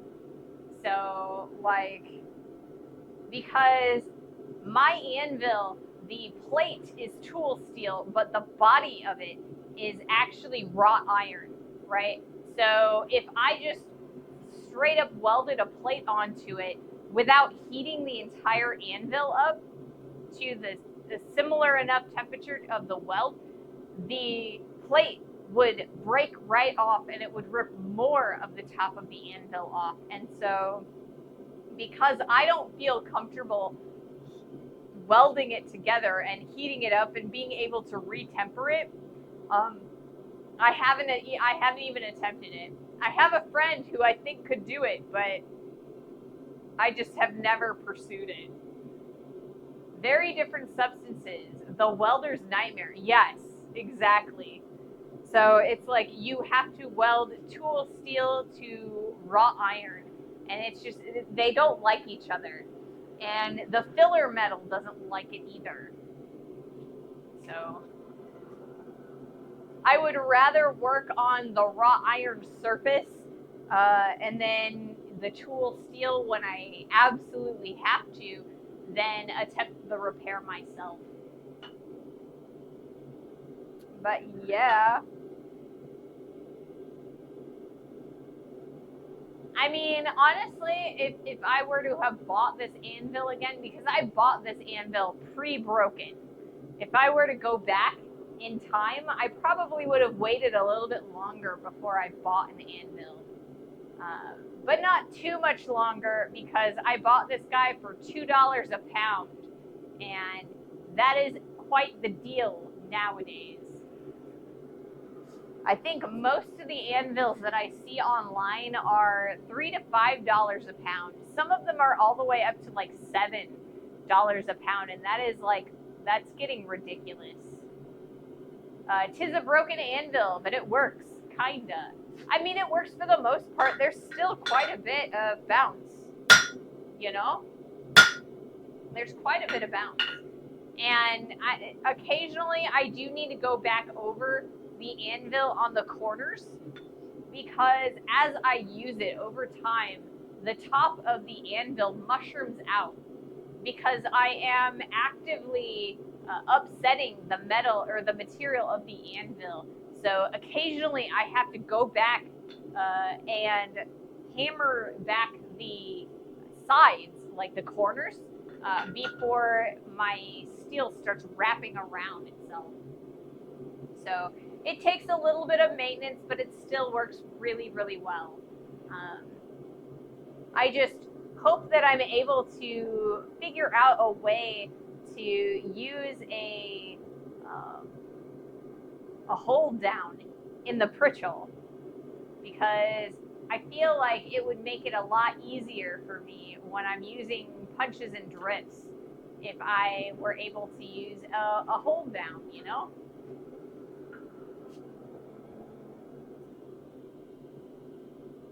Ad shows an anvil with cracked horn and hardy hole broken off. $1,000. No low ballers. I know what I got.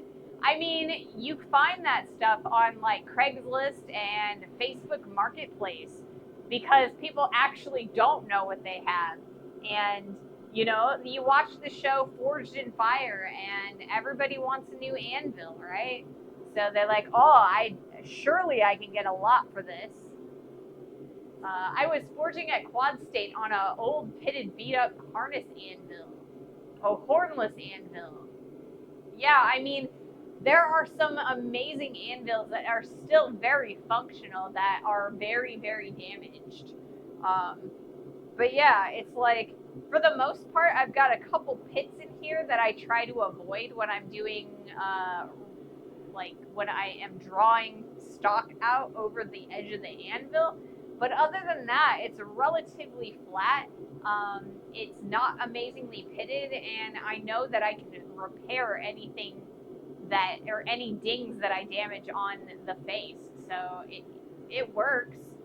I like having the horn, and occasionally I find uses for the shelf. So, you know, I have another anvil, and it's perfectly, you know, fine.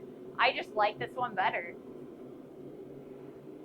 Atlas sells a 66-pound bladesmith anvil that has no horn. All the meat is under where you hammer. Yeah.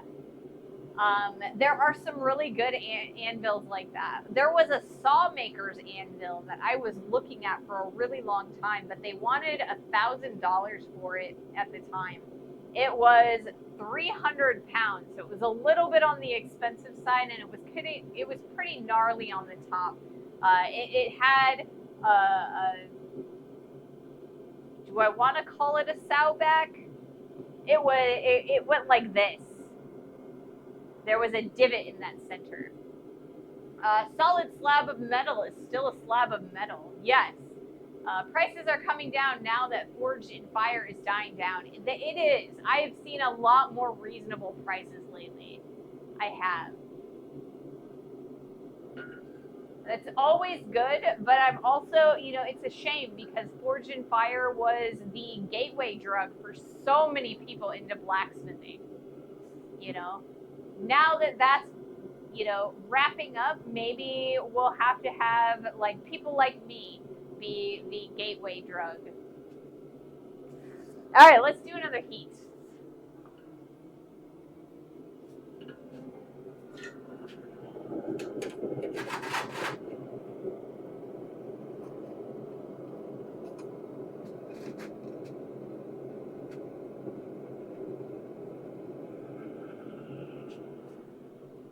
Alex Steele's been doing some really good videos lately.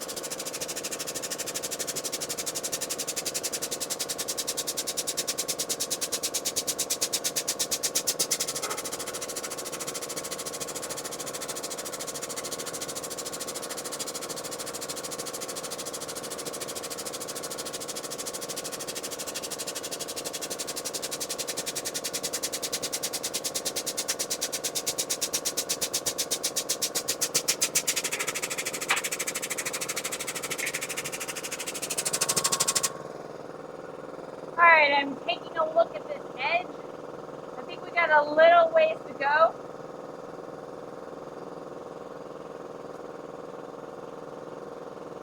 And then we should be able to start putting in the drift. But we're getting there, slowly but surely.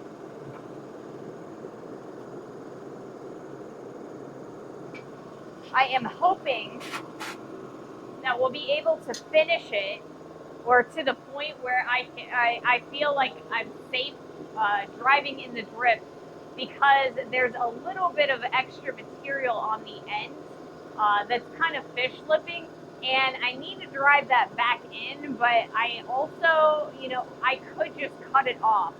So I don't know what I really want to do. I might just cut it off. Ray is the gateway drug to hardcore blacksmithery.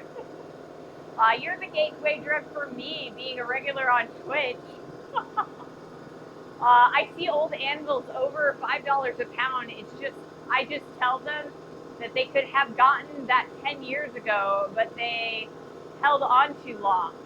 And I mean, that's kind of the thing, There's also some really good new anvils that you can almost get for that price.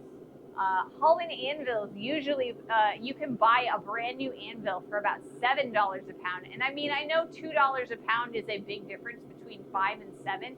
But I mean, if you're talking about something that's beat up, then that's not that big of a difference. So, it's like what? I guess it would be 200 on a 100-pound. No, it would be, $200 difference. So I don't know. It depends on what you're looking at. And I mean, like I said, or like I always say, you can start blacksmithing on just about anything. Just a block of steel, I was looking, or I've been editing the footage that I got from Quad State at the Brazil Nut Grove, which is that little camp where they do a lot of blacksmithing and tool making. They use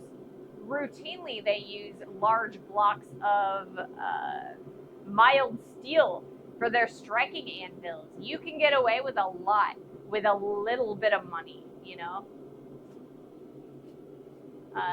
The new Vivor anvils are pretty decent buy. Good metal is expensive. Right now, metal is expensive. The last time I went to buy metal, I went to buy that 4140 that we used for this guy up there. And one week I was looking at it and it was $30. And the next week when I decided that I was going to buy it, it was $45. So hopefully the commodity prices have gone down a little bit, or will have gone down a little bit by the time I need to buy some more steel. I was at a class this weekend, and the student anvils were Doyle's from Harbor Freight. Harbor Freight has some really cheap anvils, and they're really, I mean, I'm not going to say they're amazing or anything, but they are so adequate. I believe they're 60, 70 pounds, and they're $80 or something like that. That's very reasonable. They're really small, about yay big or whatever, but I mean, they're functional. And when you're new and learning how to be more precise with your hammer strikes, it's not terrible to have a softer anvil, because you'll be able to move that material back in place and flatten it out. When you've got those hardened steel, I mean, you get a wild strike and you can hit yourself in the face with it. Your recycled metal makes sense now. Yeah. The red Doyles are better than the blue cast iron. Harbor Freight has actually been cleaning up their act. I mean, I have gotten some really amazing pieces of equipment there recently. It used to be that I would go to Harbor Freight because it was cheap and I could learn whether I liked a tool or not before I spent good money on it, you know? That's where I got my first welder. That's where I got my first angle grinder, and I beat the hell out of them. And I learned how to use them. And so then I felt a lot more comfortable spending more money on name brand stuff. But nowadays, their cheap tools are almost as good, if not better, than the brand name stuff that I'm finding. Like they've cleaned up their act quite a bit. I mean, I don't feel bad buying Harbor Freight tools anymore. Yeah, if Harbor Freight has much better stuff nowadays, it does. It really does.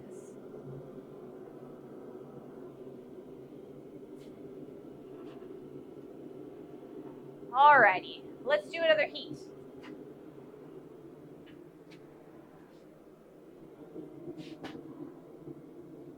And still low prices. They've maintained their low prices, and it makes me happy. I went there the other day to buy a new, dang it. I went and bought a new bench grinder disc there the other day.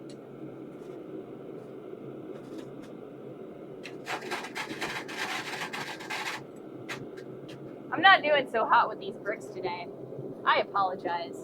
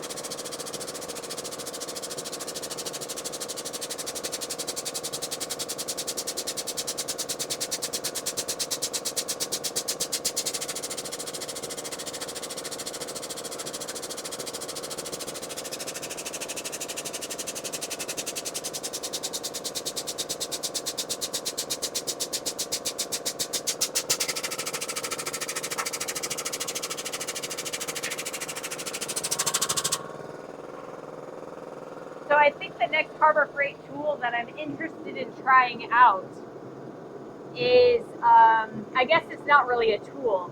I'm interested to see how well their flux core wire works nowadays. Hey Bluesy, welcome to the stream. Was that air hydraulic jack on your press from Harbor Freight? Originally it was. The first one I got, this one is a replacement. I bought it, where did I buy it? It is the big red. I think I ordered it from Home Depot, their website. But originally my bottle jack was from Harbor Freight, and that thing lasted me a really long time. It eventually just wore out. I think it had something to do, or like I think that the air release wasn't. The valve wasn't working right anymore. I think that's what finally made it give up the ghost. But yeah, I really want to try their flux core wire for my welder. I bought a few bundles of their flux core about 10 years ago, and it spat like a dragon. It was awful. Oh, you know what? I totally forgot to change my camera view. Yeah, so it used to be that their flux core wire spat like a dragon, and so I ended up buying Lincoln all the time, or Hobart wire, the name brand stuff. But now I'm kind of curious to see if their welding wire is any better than it used to be. Like I said, it's, it used to spit something fierce, with like the little beads of extra uh, filler metal. But nowadays, I don't know. The name brands kind of spit now.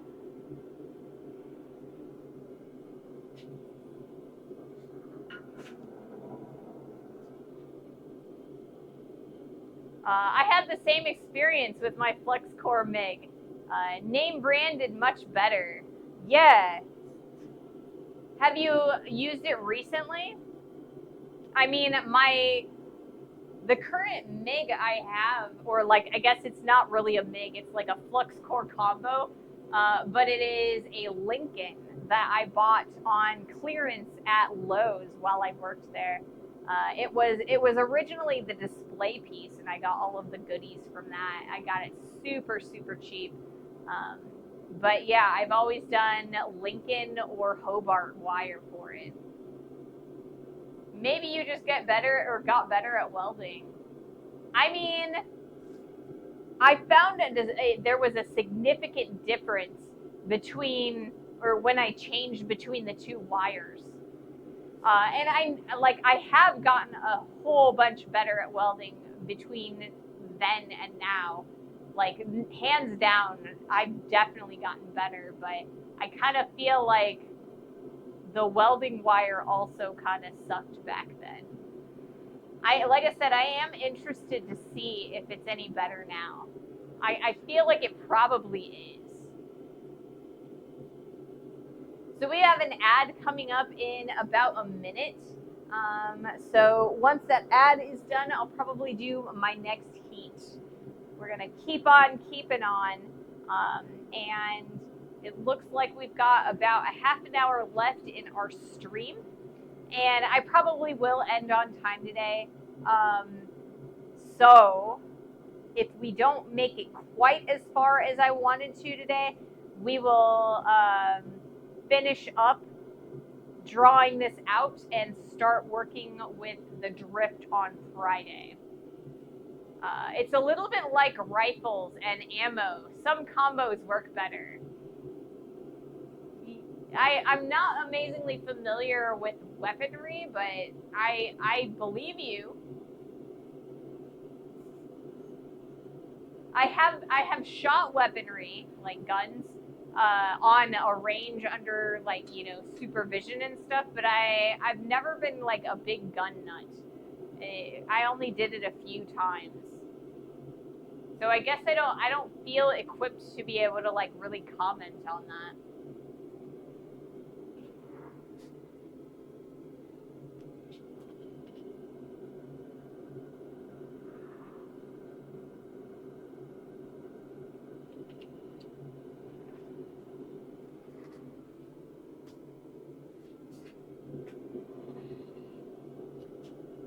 Man, I still have Taylor stuck in my head. The song in my head is kind of boppy, and so yeah, I don't know. Like I said, I'm a little bit like my brain is a little less than focused. I'm doing my best though. But I think ending the stream in about a half an hour is probably going to be a good thing. Let's see. I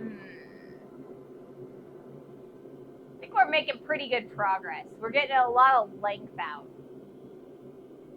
It's a little...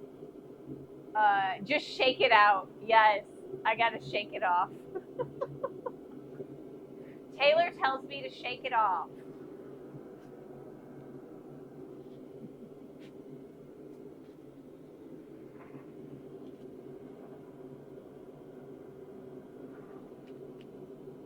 She also tells me to calm down and that I'm the man. All right. Let's do another heat. Oh, wait. Let's do a different angle.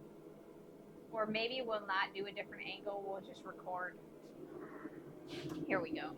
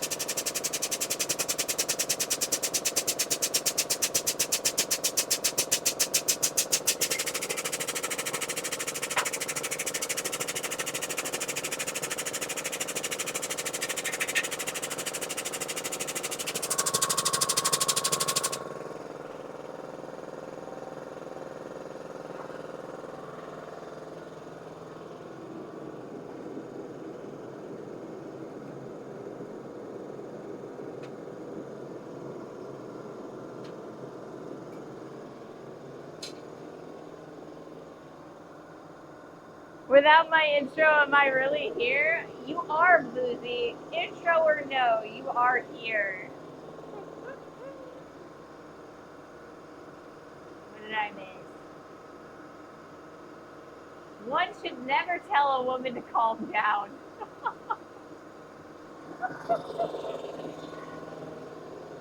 I mean, you know, I think it depends on who you are, but definitely be very careful about telling a woman to calm down. There are usually reasons why people are not calm.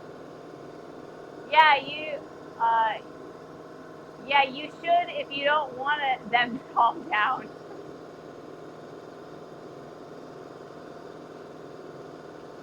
So is the opposite of calm down calm up?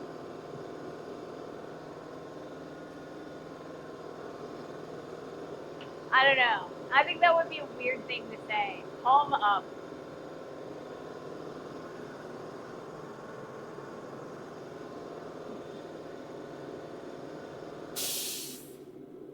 Let's see. Yes, it is.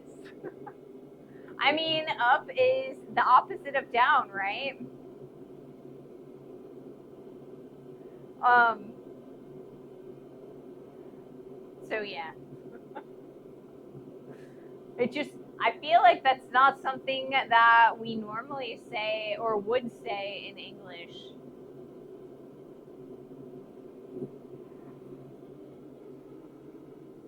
Rile up. Yeah, I kind of feel like maybe that would be more commonly used. Rile up. Just like the opposite of wake up is wake down, or fall asleep. I don't know. I think either way it will get an energetic response. It definitely will. It definitely will.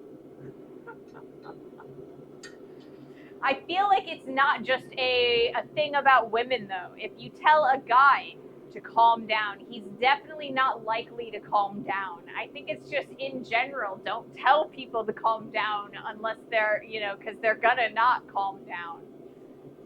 English is like the antichrist of languages, though. It really has some messed up rules. Yes. I think calm up might just freeze somewhere in their tracks out of utter confusion. Maybe. IDK, it worked for Black Widow on the Hulk. Dr. Optimal, no, English doesn't have rules. I mean, English, I feel like the English language, it has rules, but there are exceptions. Every rule has an exception, and the exception proves the rule. I feel like that's kind of what my English teacher told me in high school, you know?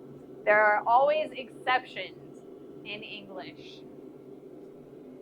But I also feel like the English language has stolen so many words from so many other languages that it is hard to put rules on it. You know, we're constantly stealing language. Every rule they have has more exceptions than things the rule stands for. Gotta have rules so you know what to break. I mean, yeah, that's what I always say. You gotta learn the rules so you can break the rules in art.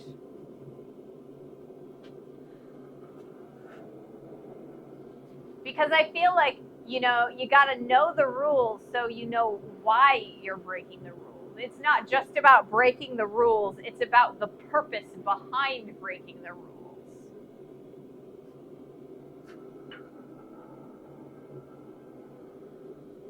Now, I can't condone breaking laws, but grammatical rules, go ahead. As long as you know the rules, go ahead and break the grammatical rules.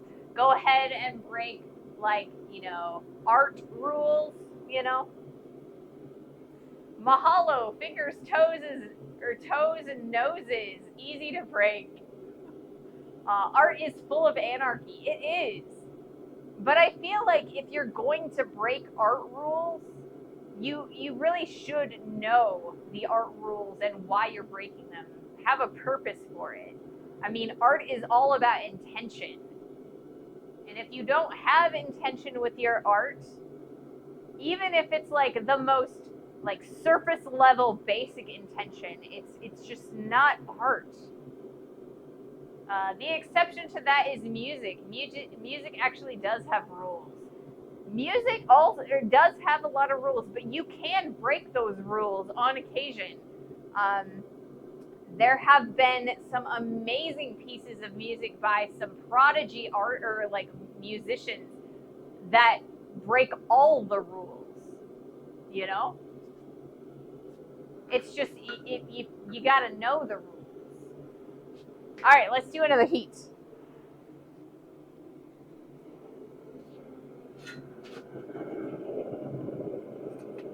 Oh no! Not oh no. Actually, that's exactly what I want.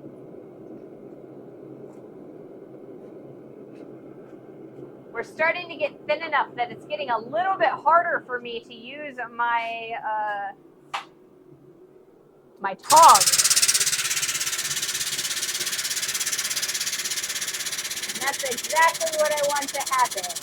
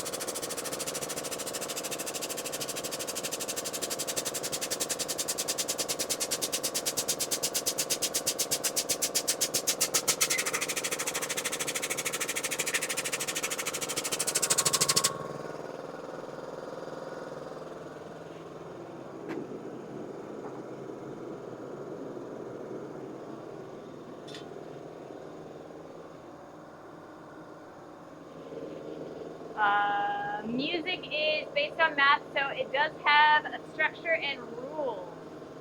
But yes, there's a lot of creativity in music.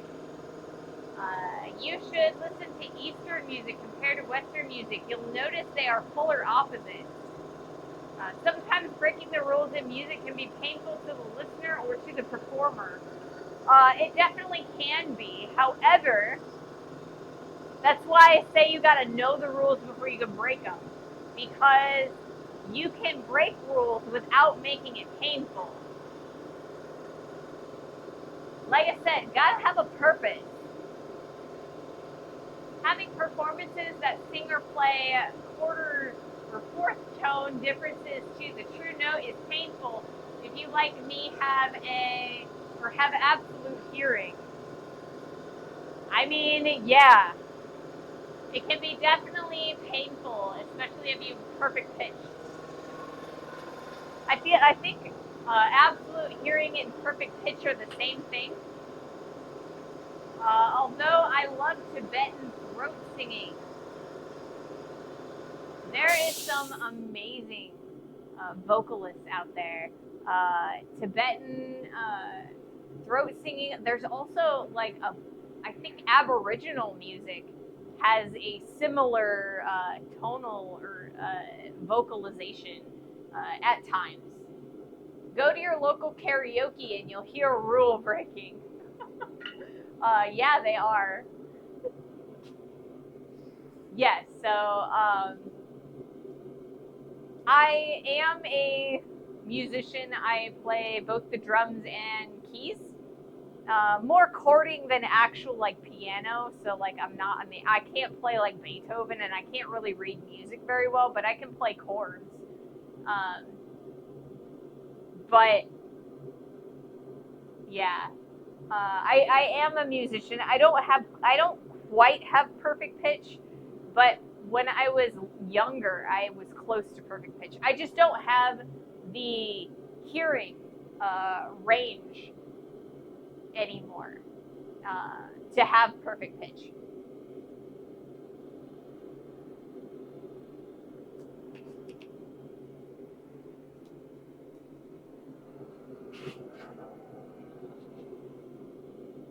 They say that you can only have perfect pitch for so long because as you age and as you hear, you start losing your hearing and you'll lose your perfect pitch. I don't know how true that is, but it's something that I've heard.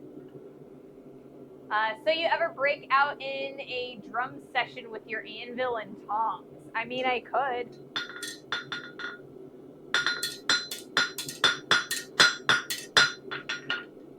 I feel like the hammer, though, is a little bit heavier than my drumsticks, so, you know. I play guitar, dabble in mouth organ, mouth harp, and I am a devil on the triangle. Higher frequencies disappear as you age, especially. Yes, they do. And I mean, if you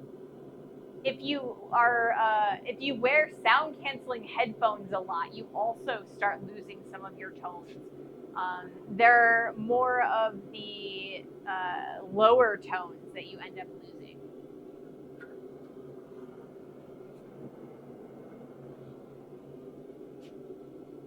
But yeah, very interesting. But I mean, yeah, I used to play drums. I have a set of sticks in here in the shop. Here, let me see if I can't pull them out. If I can find them, that is. There they are.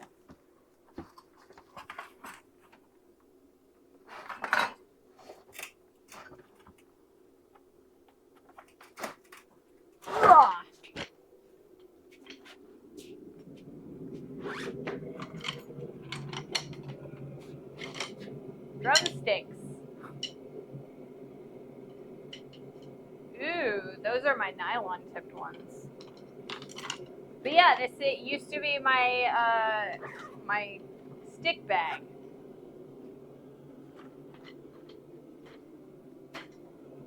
I don't know how they ended up out here. I don't have a set of drums anymore. My parents got rid of them. For a while, I just didn't have space for them, and now I do. But my parents got rid of them before we moved here, so I don't have any anymore. anymore. There was a trend for a while where teenagers were using a ringtone on their phones that old people couldn't hear. Yeah. I think I heard about that. Alright, we're gonna do another heat. You know, because I can't just, you know, show you guys my drumsticks and stuff the whole stream. Gotta show you some blacksmithing.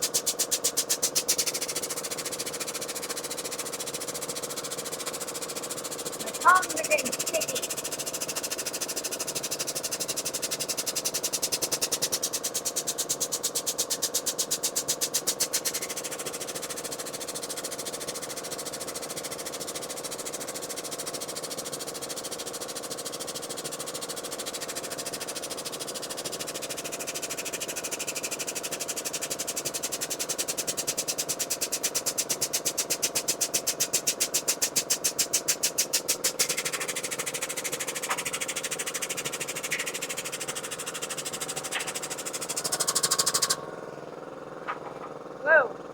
So we've got a little bit of a curve developing because this is wider than the jaws of my press. So we're going to correct that by squishing on this edge that has developed.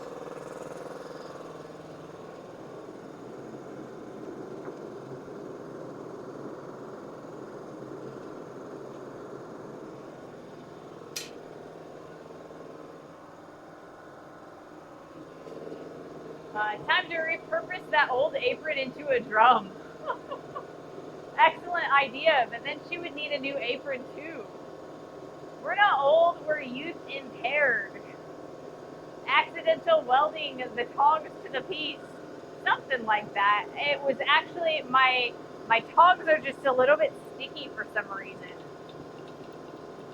I don't know, I just need to open and close them more because then they'll, you know, they'll loosen up. All right, I got a machine down. Time to go and do what they pay me for. Well, have a great rest of your day. Not shabby. We'll see you later. Put some of the crazy mystery oil on them. I mean, I could. Mystery oil. I don't have the mystery oil that I got all over that piece of A2 that I ground off. I think that was vehicle oil though. I usually use air compressor oil for drilling holes though. I know I probably shouldn't, but it's the oil that I have. It's so that I can fill the air compressor when I need to. Marvel mystery oil. Yeah.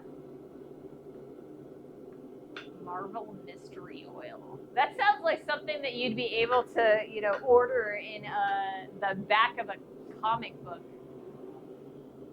It's fantastic. Red, but you can use it for anything. Interesting. Air compressor oil is really light, like gun oil. It is. But it works pretty well. You could order it in Sears catalog at one time. Oh, okay. Marvel mystery oil. Okay. That makes some sense. It is a fantastic oil. Well, I don't know. I guess I'll have to go and find some. I have been finding some random, like, cleaning products and oils and stuff like that here in this shop over the past few weeks as I've been like getting rid of old crap that I inherited from the previous owner. He was a woodworker, I think. He did a lot. There's a lot of like just random wood in this shop. It's still on the shelf at auto parts stores. I'll take a look. I'll look at it. Or look for it, I mean. Yeah, it's even in some big box stores. I use Marvel Mystery Oil building engines. Oh, okay. I will have to check that out. I am looking for some new oils and things. The other thing that I need to get a hold of is some better flux. I use 21 Mule T Borax right now for my forge welding flux, but there's a few like specialized fluxes that have like metal in them, and I'd like to try some of that. Ditto, it's fantastic oil to use. Awesome. So, Bluesy, what did you teach your students today? What part did they learn to fix? Yeah, borax is, or it's the staple though. I mean, it is. I like it. It's really easy to get a hold of, and it's really cheap. The other thing that I absolutely love that's a really old product is Murphy's Oil Soap. I love Murphy's Oil Soap. It is the perfect release for molds. So like when you're doing casting and things like that, you paint one side of your mold and the thing that you're trying to mold with Murphy's Oil Soap, and then it will release. Especially if you are using a plaster to create your mold, because plaster is water soluble, and then the Murphy's Oil Soap is oil. So oil and water, it will mix, and it will make it a lot easier to pull your molds apart. I love that stuff. I also use it to clean.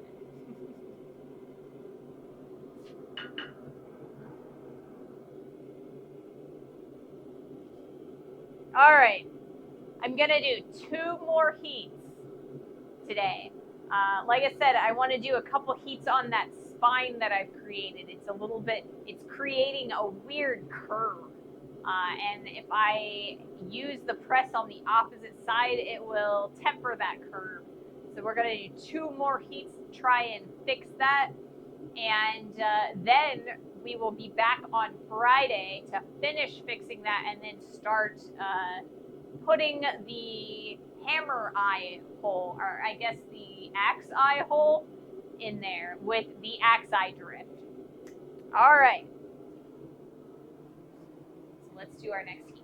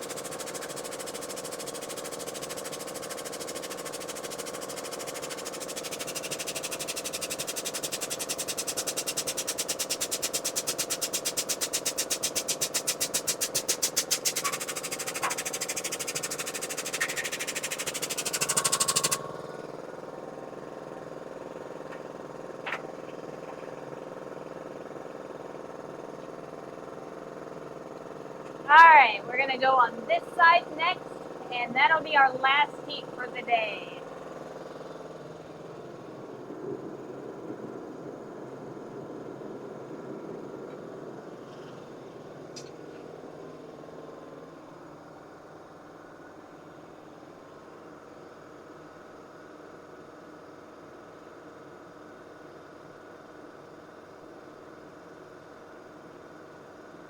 sorry, can't type. It was helical oil. Oh, helical gear sets. I see. I like the rattlesnake sound your breath makes sometimes. The reason it makes that sound is because it's working real hard. You'd never guess that started as an axle. Yeah, you never would. It looks like a piece of, flat bar now. But yes, it started out as an axle. So we have an ad. I'm gonna snooze this ad a couple times.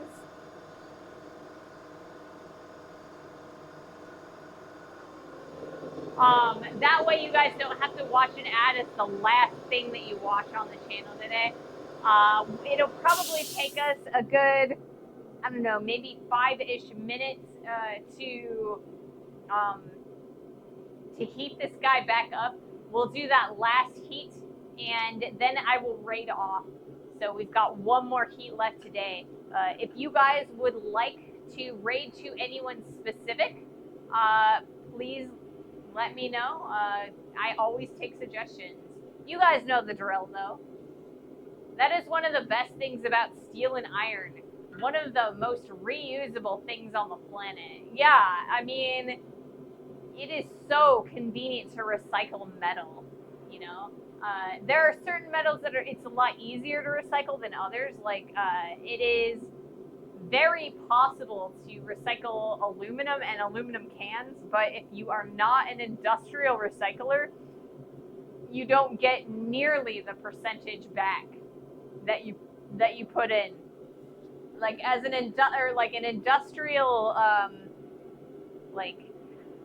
can recycler is able to get the paint and all of the wax off of the cans before it goes, so you get a lot less dross than if you do it yourself.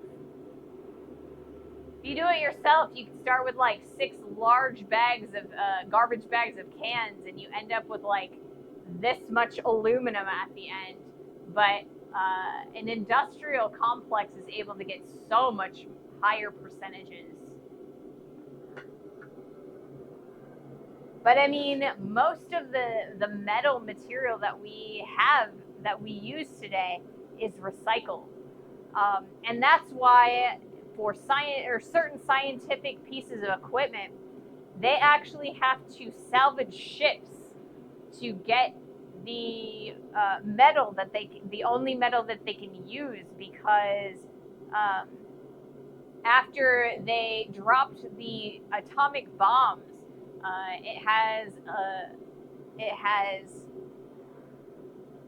left residue on the above the ocean sources of metal. So for certain scientific equipment, they actually have to go and salvage material from sunken ships. It's one of those interesting fun facts that you hear about.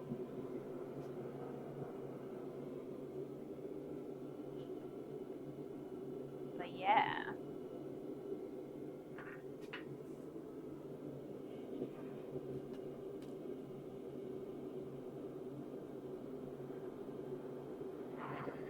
All right, you guys, are you ready for that last heat? Yeah, I've heard that the steel under the ocean is the only steel that's not radioactive. I heard they were running out of the material too, because it all has to be pre-1945. Yes. I'm sorry, what about sunk ships? There are certain types of scientific equipment where they have to salvage ships from the ocean pre-1945, because all of the steel prior to that has traces of radiation. So, all right, let's do our next heat.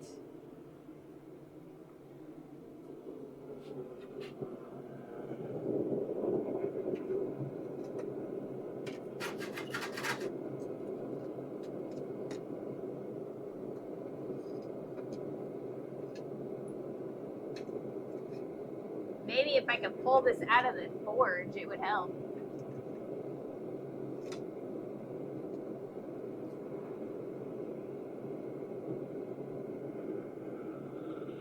we go. Much more better.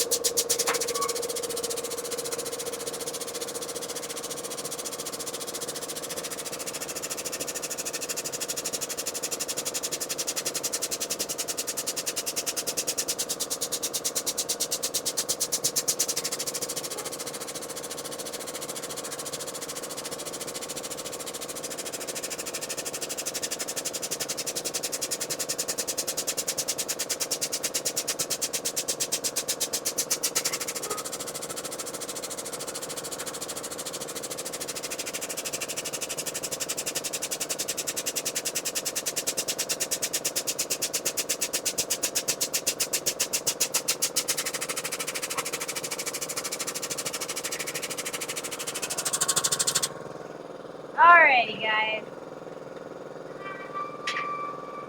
That's all she wrote for today. So we've made pretty decent progress. Got a little bit more squishing to do. And then we will start driving in the hole.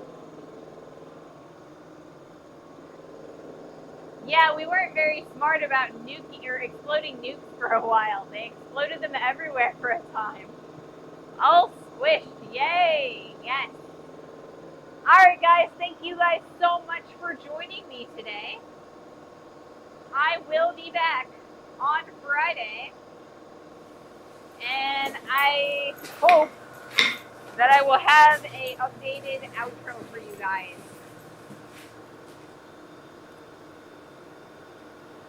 You guys also have a great evening. Thank you guys so much for joining me. Let's see. If you want to watch some leatherworking, Odin the Bearded One is doing a partner push. Ooh, let's do that. I'm all for helping people push for partners.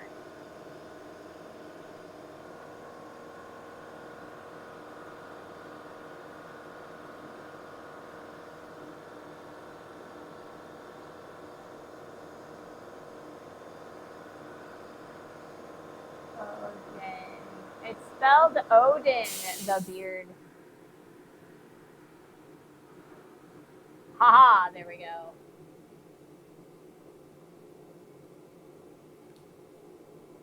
Start the raid. You guys also have fun. Thank you so much for joining me. I have had so much fun today. Thank you so much. I'll see you Friday.